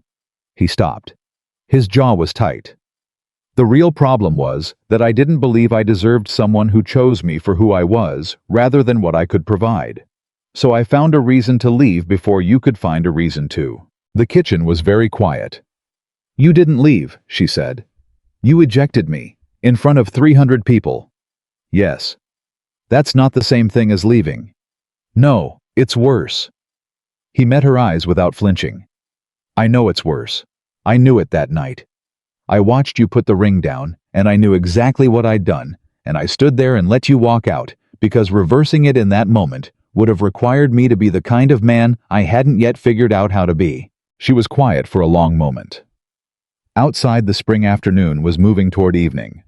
The light in the kitchen changed, went softer the way it did this time of year. In this room at this hour, she had known this light her whole life. "I'm not the same person I was a year ago," she said finally. "I know. What you did changed me, not ruined me. I want to be clear about that. It didn't ruin me, but it changed the architecture of things, the way I think about myself, the way I understand what I'm capable of." She paused. "I wouldn't go back to who I was before it, even knowing what it cost." He absorbed this. "I don't want you to go back. I don't want—" He stopped. "I'm not asking for what we had. I understand that's not available. I'm asking if there's anything forward from where we are." "I don't know." "That's an honest answer. It's the only kind I have anymore." She looked at him steadily. "What I know is that the man who stood in that ballroom and said those things to me, I couldn't trust him. Not because he was unkind, but because he was performing a version of himself that wasn't real and didn't know it." She paused. "The man who's been showing up for the past 6 weeks, who reads the assessment reports instead of waiting for a summary, who went out to the Eastern Holdings himself after Ridley's survey and walked every field, who told his mill foreman the truth about why the schedule was changing, instead of manufacturing a comfortable explanation, that man I might be able to trust." Nathan was very still. "Might," she said. "It's not a promise. It's not an opening. It's an observation. I'll take it. I know you will." Something in her chest moved, not softened exactly, more like shifted, changed position. "Go home, Nathan. There's still 6 weeks of legal uncertainty ahead of us, and I need you focused on the estate business, not on this." "Can I come back?" She picked up the pen she'd set down when he arrived. Thursday at 4 worked well enough. He left through the kitchen door. She sat at the kitchen table and looked at the wall for about 3 minutes, which was approximately how long it took for the part of her that was managing everything to let the other parts feel whatever they needed to feel. Then she picked up her pen and went back to work. The next 6 weeks were the most complicated of everything she had managed so far, because they required her to operate simultaneously in 3 registers that did not naturally coexist. The legal fight against Aldridge's challenge, the ongoing operational management of both estates, and the new and uncharted territory of whatever was happening between her and Nathan on the Thursday afternoons when he came through the kitchen door. The legal situation moved. The way. Legal situations moved slower than anyone wanted, faster than they feared at the moments when it seemed stalled. Aldridge's counter-documentation turned out to be thinner than his solicitor's bluster had suggested. The dates on the Moore and Cooper assessment records held. James Weston provided a sworn statement corroborating the timeline of the cooperative arrangement. Margaret Pemberton, who had been watching all of this from the Eastern Holdings, with the expression of a woman who had seen men like Robert Aldridge before, and had opinions about them, provided a second statement that was both legally useful and, in Abigail's private assessment, extremely satisfying in its precision. The formal ruling came on a Wednesday in early July. The provision held. Aldridge could not call notes during the documented improvement period. Arthur Kincaid brought her the news himself, riding to Moore Estate in the middle of the morning with his hat slightly askew from the pace of the ride, which for Arthur was the equivalent of anyone else arriving breathless and flushed. "It held," he said, dismounting in the yard. She was standing at the fence line, had been talking to Thomas Greer about the summer harvest schedule. She looked at Arthur for a moment. Let it land. Let herself feel the full weight of what it meant, the 6 weeks of work the night she'd found the provision, the 3-page letter she'd written at her kitchen table while her father's candle burned low. "Good," she said. "That's all you've got. Good. What did you want me to say?" "Something more than good, Abigail. This was, you found a legal provision in a debt instrument at 2 in the morning and used it to stop one of the most aggressive landholders in 3 counties from taking apart a family estate. Good seems insufficient." She almost smiled. "It's very good then." He shook his head. But he was pleased. She could see it in the set of his shoulders, the way he tucked the ruling document back into his coat with the care of someone handling something that had turned out to matter. She told Nathan that evening. He came to Moore Estate at 4, same as every Thursday, and she handed him the ruling before he'd fully stepped through the kitchen door. He read it standing in the doorway. She watched his face while he read. The tightness around his eyes that had been there since May, that particular kind of tension that accumulates in a person who is holding a great deal together by force of will and knows the force might give out, began slowly to release. Not dramatically. Not in the way stories sometimes described relief, the collapse of it, the sudden loosening of everything at once. It was more like watching a fence post stop straining against a line, just less tension than there had been. He looked up. "The refinancing options are different now." "Yes. Patterson's firm in the Valley has already expressed interest if you can show 2 seasons of improved yield data. The spring numbers give you one. You need another." The summer harvest. Ridley's projections. Ridley's projections are conservative because Ridley is cautious, which is a quality you should keep in a foreman. The actual yields will likely run 8 to 12% higher than his estimate if the weather holds. She sat down at the kitchen table. "I have a meeting with Patterson's man next week. I'd like you there." "Why?" "Because it's your estate and you should be in the room." She paused. "And because Patterson's man will take you more seriously if he sees you understand your own numbers, rather than relying on someone else to explain them." Nathan sat down across from her. The kitchen table between them was the same table she'd done her father's ledgers on in October. The same table she'd built her 3-page argument on at 2 in the morning. The same table where she'd had every hard conversation of the past 8 months. Abigail. The way he said her name had a quality to it now, careful, weighted, like someone who has learned to handle something fragile without being asked to. "Not yet," she said quietly. "I know." He looked at his hands. I'm not pushing. I want you to know that I understand the difference between being patient and being between waiting and expecting. Good. Keep understanding it. I'm trying to be different. He said it simply without performance. Not to get something. I mean, I know how that sounds given the circumstances. But I've been thinking about what you said. About the kind of man who was showing up before. The one who didn't know he was performing. She listened.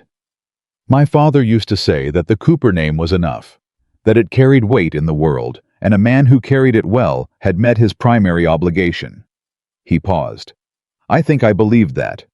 I think I built a whole version of myself on believing that.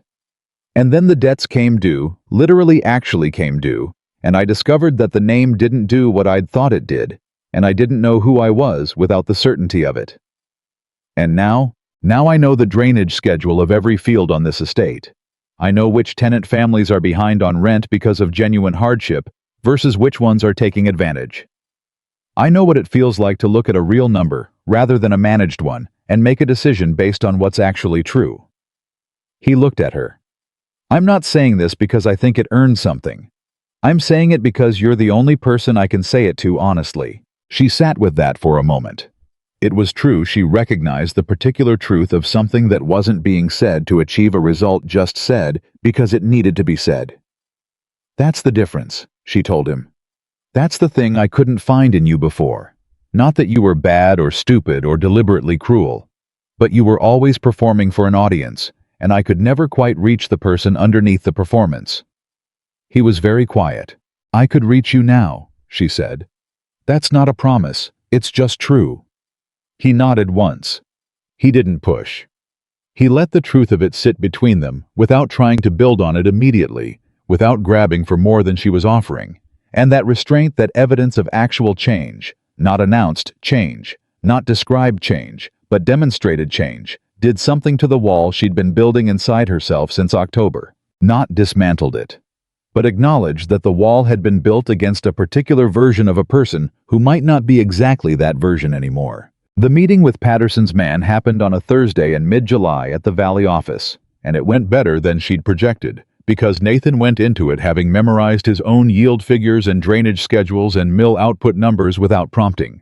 And Patterson's man, a careful, skeptical individual named Morse, who had been doing this work for 20 years and had the distrust of optimism that came with it, recognized the difference between a landowner who understood his situation and one who was presenting someone else's understanding of it. At the end of the meeting, Morse looked at both of them across the table.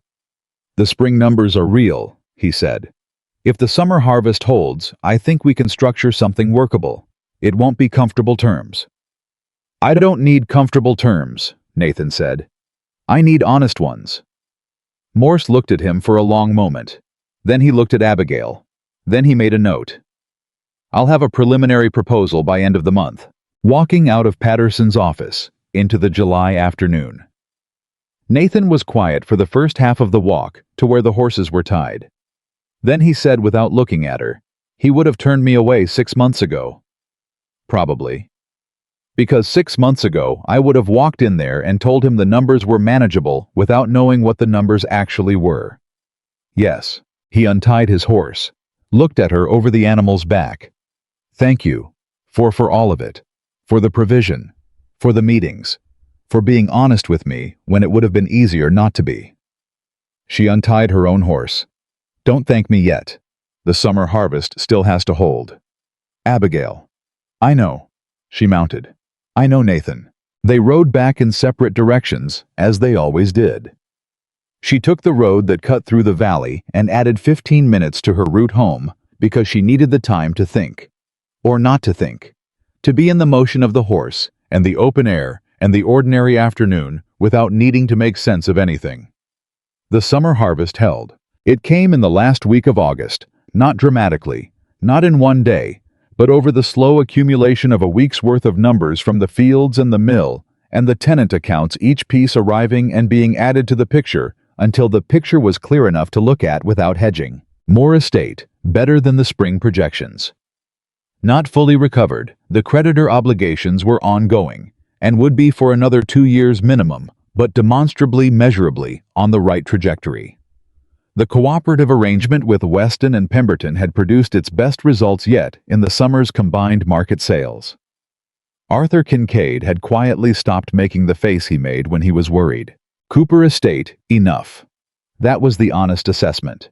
Not thriving, not transformed. 8 months of work didn't undo years of neglect. And there was no version of this where the next 12 months weren't going to require sustained discipline and continued improvement.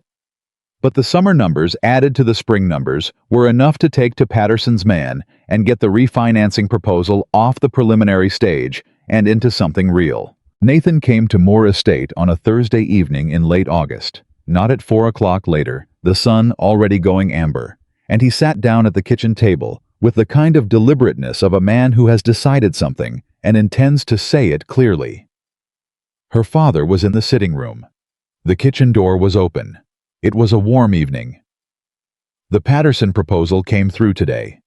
Nathan opened. I know. Morse sent me a copy. He looked at her. Of course he did. A pause. The terms are workable. Not comfortable, but workable. I saw that. With the cooperative arrangement, if you're willing to formalize the connection between the two estates on the supply side, the terms improve slightly. She looked at him. That's a business conversation. It's the start of one. He met her eyes. I have other conversations I want to have. I know you do. Are you going to keep telling me not yet? She was quiet for a moment. The amber light moved across the kitchen. Outside, somewhere near the barn, Thomas Greer was talking to one of the stable hands, the low rumble of it ordinary and grounding. I'm going to tell you something I've been working out for the past 3 months, she said carefully. I spent a long time being angry at you. Real anger, earned anger. I'm not going to apologize for it, and I'm not going to pretend it's entirely gone. But I've been honest enough with myself lately to acknowledge that it's not the only thing there. He didn't move. What you did in that ballroom, the words you used, the audience you used them in front of, that was a specific kind of wound. It said something about how you valued me, that I had to actively work not to believe. She paused. The work I've done this year, the estate, the cooperative, the legal fight, some of that was survival, and some of it was proving something to myself that you'd made me doubt. I needed to prove that my worth existed independent of your judgment of it. And do you know that now? Yes. No hesitation. I know it now. Not because I won some argument or because you came back and told me I was right. Because I built something and I watched it stand. She looked at him levelly. That's not something you can give me, and it's not something you can take from me. It belongs to me. I know, he said quietly. I know that.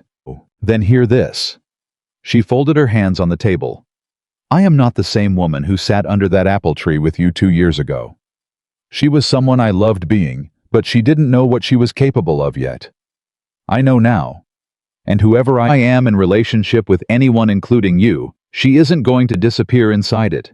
She isn't going to measure her worth against someone else's opinion of her circumstances. I wouldn't want her to. You didn't want her to before either. You just chose wealth anyway. It landed. She'd meant it to land not cruelly, but clearly, because the truth was still the truth, and acknowledging it didn't diminish the possibility of something different. Nathan took the hit.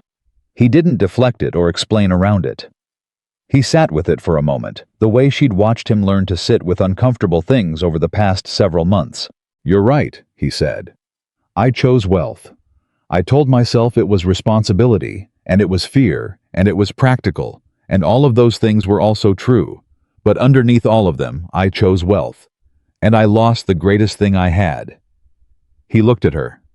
I'm not going to spend the rest of my life trying to make up for one choice. I'm not asking for penance to be the shape of this.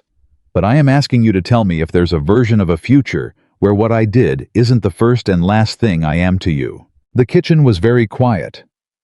There might be, she said. I'm not going to promise you more than that. That's more than I deserve. Don't do that, she said sharply. Don't collapse into self-condemnation. It's just as dishonest as the performance was. You're more than what you did wrong. You've shown me that this year. She paused. I need you to be that person, the one who knows his drainage schedule and tells his foreman the truth. I need him to stay. not to earn me back, because he's who you actually are." Nathan looked at her for a long moment. The amber light had shifted, gone softer the way the summer evenings went here in this county. At this hour, she had known this light her whole life, and she felt it now with a particular sharpness, the way you feel things you've almost lost. "He's staying," Nathan said quietly. "Whatever else happens." She nodded once. "Then we'll see what the fall brings." It was not a reconciliation. It was not a declaration. It was exactly what it was, two people who had been through something real, sitting in a kitchen on a summer evening, acknowledging that the story wasn't finished. She stood. "I have a meeting with Ridley in the morning about the fall planting schedule on the Cooper East holdings. I'll send you the notes." He stood too. He picked up his hat from the chair where he'd set it. He paused at the kitchen door. "Abigail." She looked at him. "I don't say this to ask for anything," he said. "I just need you to know it." A beat. "I never stopped. Even when I was making every wrong choice, I never stopped knowing what you were. I just wasn't ready to be worthy of it." She held that, turned it over, found that it was true, found that she'd known it underneath the anger and the grief, and the 8 months of hard work, had known it as the particular cruelty of the situation. That what he'd done had not come from indifference. It had come from the far more complicated place of a man who loved something he didn't yet know how to deserve. "Go home, Nathan," she said. Not unkindly. He went. She stood in the kitchen for a while after the sound of his horse faded into the evening.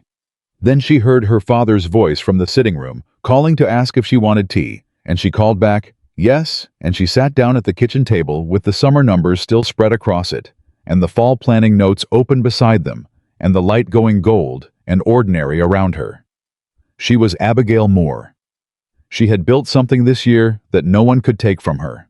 And whatever came next, whether it was more distance or something closer, whether the wall came down slowly or stayed up a while longer, whether what she and Nathan were to each other took a shape she could name or remained as it was for now, provisional and honest, she was going into it as herself, fully, completely, without apology.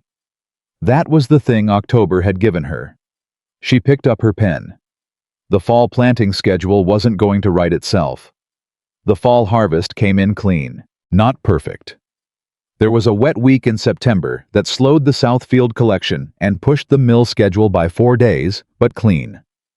Real numbers, honest numbers, the kind that didn't require rounding up or explaining away. Abigail sat with the final accounting in the first week of October and felt something she hadn't expected. Not triumph, not relief, but a quiet and unshakable satisfaction that lived deeper than either of those things. Moore Estate was no longer at the edge of the cliff. The primary creditor had received 3 consecutive payments on the restructured schedule. The cooperative arrangement with Weston and Pemberton had its best combined season yet, and James Weston had ridden over personally to tell her. So standing in the Moore yard with his hat in his hands and an expression that suggested he had underestimated her initially, and had been revising that assessment progressively upward for 11 months. Mrs. Pemberton sent a letter brief precise exactly like her that said simply, "Your mother would have been proud. So am I." Abigail kept that letter in the desk drawer with the ledger. Some things deserved to be kept. Cooper Estate's fall numbers told a different story than they would have told a year ago. Not because a year ago was ancient history, but because a year ago was the accumulated result of a decade of deferred attention, and 12 months of actual work had begun to show in the way real work always eventually showed. Nathan's refinancing with Patterson's firm had been finalized in September. The terms were not comfortable as Morse had promised, but they were honest, and Nathan was meeting them without drama, which Abigail considered the more meaningful evidence of change. She knew this because Ridley reported to her on the Cooper Estate operations twice a month, as per the consulting arrangement. She knew this because Arthur Kincaid's records, which covered both estates through their shared cooperative commitments, told a clear story. She knew this because Nathan came through the kitchen door every Thursday at 4 o'clock, and she had gotten very good over the past several months at reading what the numbers meant by reading what they did to his face. What she had not done was let the Thursday visits become something she'd named. She was aware this couldn't continue indefinitely. The consulting arrangement had an end date, January, 4 months away. After January, the formal professional connection would conclude, and whatever remained between them would be whatever it actually was without the structure of the arrangement to give it shape and cover. She had been thinking about this more than she cared to admit. The first week of October brought the anniversary of the Cooper reception. Not that she was counting, she told herself, and then acknowledged that she was absolutely counting, and it brought something else she hadn't anticipated: a visit from Margaret Cooper. Nathan's mother arrived at Moore Estate on a Tuesday morning in a carriage that managed to convey through its mere presence in the Moore Drive that this was an important call, and the caller was aware of the fact. Abigail heard the wheels on the gravel from the kitchen and knew before she looked up who it was. There were only a limited number of people in this county who arrived with that particular quality of intention. She went to the front door. She opened it before Margaret could knock. Small advantages. Margaret Cooper stood on the step in a traveling coat the color of charcoal, her silver hair perfectly arranged. Her expression doing something Abigail had never seen it do in 23 years of knowing the woman. It was doing uncertainty. Miss Moore. The formal address, not Abigail. I wonder if I might come in. She stepped back. Of course. They sat in the Moore parlor, not the kitchen, which was Abigail's territory, but the formal room, which was neutral ground. Abigail did not make tea. She waited. Margaret Cooper, who had been running social situations since before Abigail was born, seemed to understand that the usual tools were not available to her here. My son, she began, then stopped. The uncertainty was not leaving her face. What Nathan is the person he is becoming. I want you to understand that I see it. Abigail said nothing. I also want you to understand that what happened at the reception. Margaret paused. Her jaw tightened. I had a role in that. I won't pretend I didn't. The pressure I put on him about the match, about Charlotte, about the family's financial position, it wasn't nothing. I told him that wealth was the responsible choice, and I told him that in enough different ways, over enough time, that it became the framework he used to make his decision. The parlor was very quiet. I'm not asking you to forgive him on my account, Margaret continued. I'm not asking for anything, actually. I suppose I came because I have watched you this past year do something I have never seen a young woman do in this county, and I wanted you to know that I see it. Not what you've done for my son's estate, what you've done for yourself. Abigail looked at the woman across from her, really looked past the decades of social armor, past the perfectly maintained surface, and found something underneath that surprised her. Not warmth exactly. Something older and less comfortable than warmth. Recognition. Mrs. Cooper, she said carefully, did you come here to speak for Nathan? No. Immediate, unambiguous. He doesn't know I'm here, and if he did, he'd probably be horrified. The faintest possible suggestion of something wry moved across her face. I came because I owe you an apology that has nothing to do with him. The night of the reception. What I said about your dress, about your mother's color being practical, that was unkind. Deliberately unkind. I know it was. I know you know. Margaret met her eyes. You put that ring down on the table, and you spoke your piece, and you walked out with more dignity than most people manage in their best moments. And I stood there and said nothing to stop what was happening, because I wanted what I wanted for my family, and I had decided your not having money made you not matter. She paused. I was wrong. I want to say that plainly. Abigail held the apology for a moment, turned it over, found it genuine, imperfect, slightly uncomfortable for the person giving it, carrying the specific texture of something that had cost someone something to produce. Those were usually the real ones. I accept that, she said, and I appreciate you coming to say it. Margaret nodded. She stood because she had said what she came to say, and she was a woman who knew how to conclude things. At the parlor door she paused. He's different, she said quietly. My son. Whatever you think of the rest of it, he's genuinely different. I've known him 30 years, and I know the difference between a person performing change and a person actually in it. A beat. I thought you should have that information. What you do with it is entirely your own business. She left. Abigail stood in the parlor after the sound of the carriage faded and looked at the space where Margaret Cooper had been sitting and thought about the strange ways that people found their way to honesty. About how long it sometimes took. About how it was almost always worth something when it arrived, even when it arrived late. She went back to the kitchen. She picked up her pen. She put it down again. She sat for a long time doing nothing in particular, which was something she rarely did, and which the kitchen did not judge her for. Thursday at 4 o'clock, Nathan came through the door with the autumn ledger under his arm and mud on his boots from the Eastern Holdings where he'd been walking the drainage channels himself that morning, and he stopped when he saw her face. "What happened?" "Your mother came to see me." The ledger went on the table. He pulled out the chair across from her and sat down without taking his coat off. "When?" "Tuesday." "What did she—" He stopped. His eyes closed briefly. "I'm sorry. Whatever she said, I want you to know, I didn't ask her to come here, and I didn't know." "She apologized," Abigail said. He opened his eyes. "She apologized for her part in what happened, and for the comment she made about my dress." Abigail paused. "It was genuine. I know the difference." Nathan was very still for a moment. Something moved across his face that she didn't have a precise word for. Not surprise exactly, but the specific quality of a man discovering that the people around him have been changing at the same time he has, and that he didn't fully know it until now. "She never apologizes," he said quietly. "In my entire life, I don't think I've heard her." "People sometimes get there," Abigail said. "It just takes them their own time." He looked at her. "Are you talking about her or me?" "Both, maybe."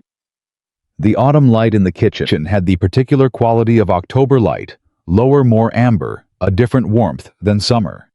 She had been in this kitchen for every season of her life, and she knew each version of its light, the way she knew each version of the fields outside. This light, she thought, was the one that made things look most honestly like what they were. "I've been thinking about January," she said. "So have I?" "The consulting arrangement ends." "I know.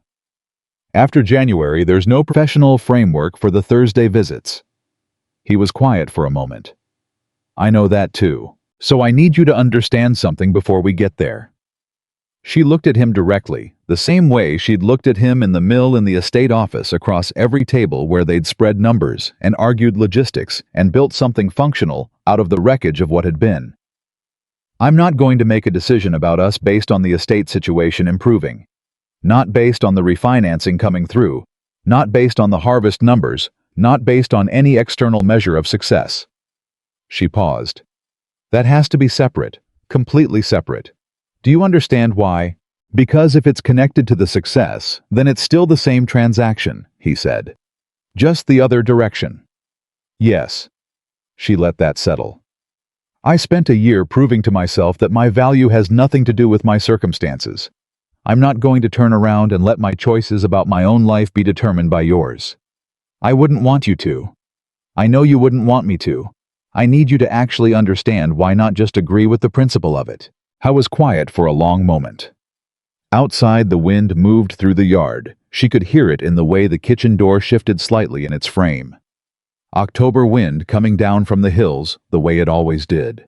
"Because the woman who sat under the apple tree with me 2 years ago," Nathan said slowly, "was capable of making her own choices. But she hadn't been tested yet. She didn't know the full shape of what she was." He met her eyes. "The woman in this kitchen now, she knows. She has the evidence. She doesn't need me to confirm anything for her because she has already confirmed it for herself."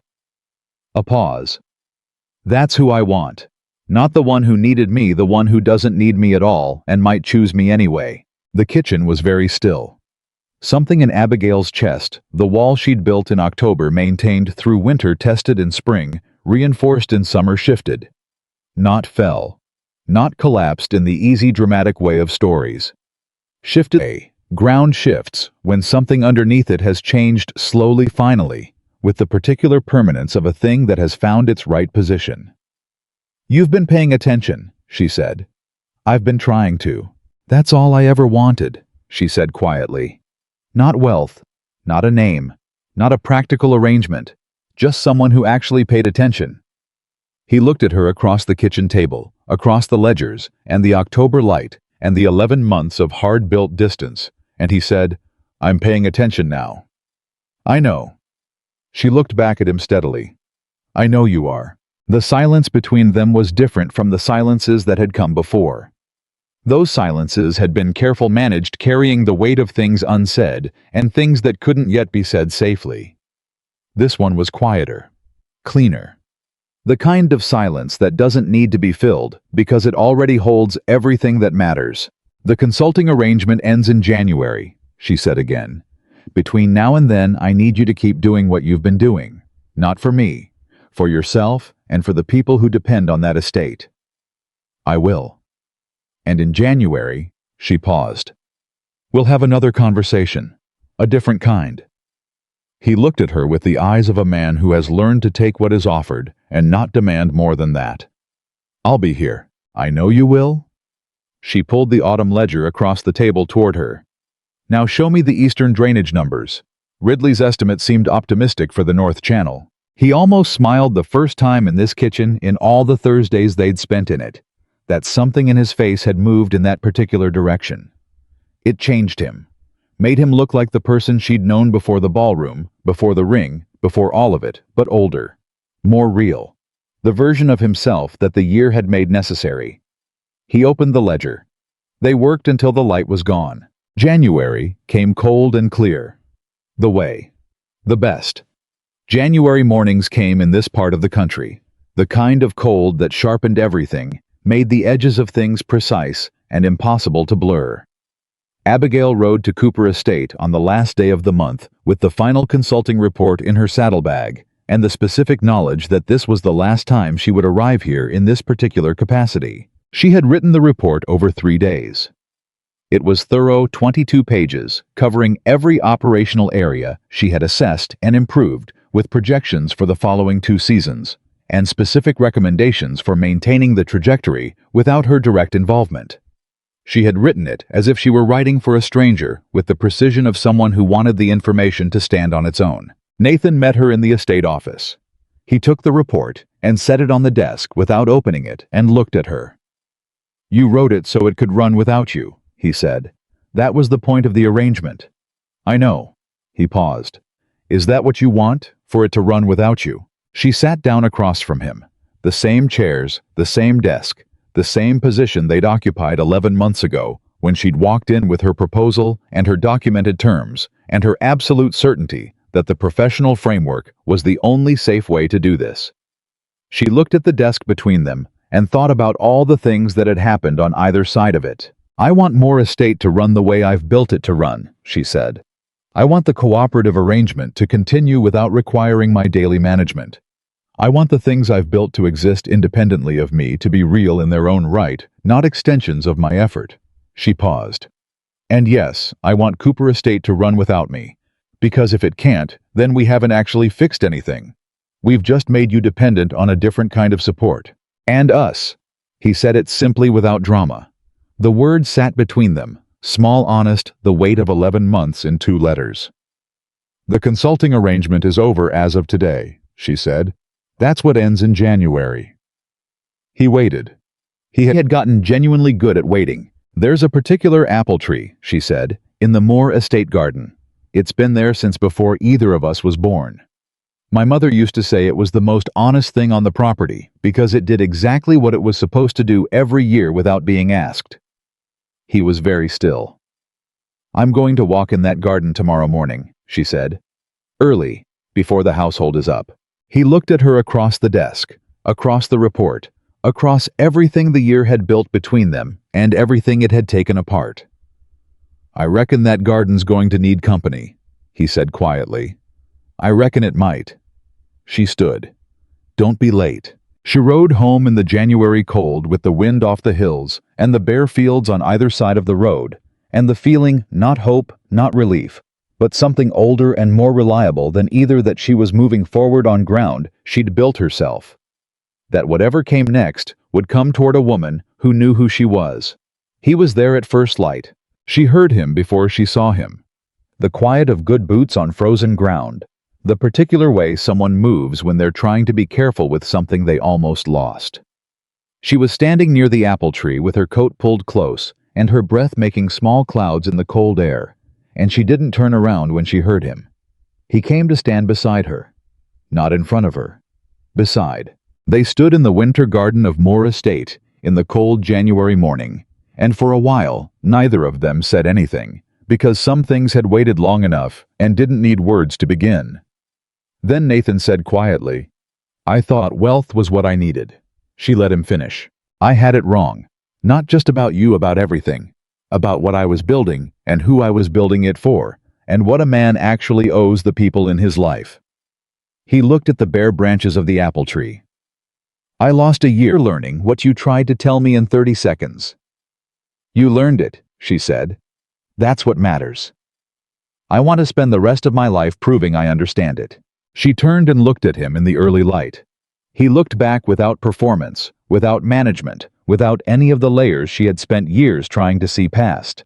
Just Nathan, the one the year had stripped down and rebuilt, the one who knew his drainage schedules and told his foreman the truth and had shown up every Thursday through spring and summer and fall without ever once asking for more than she was ready to give. "You're going to have to keep working," she said.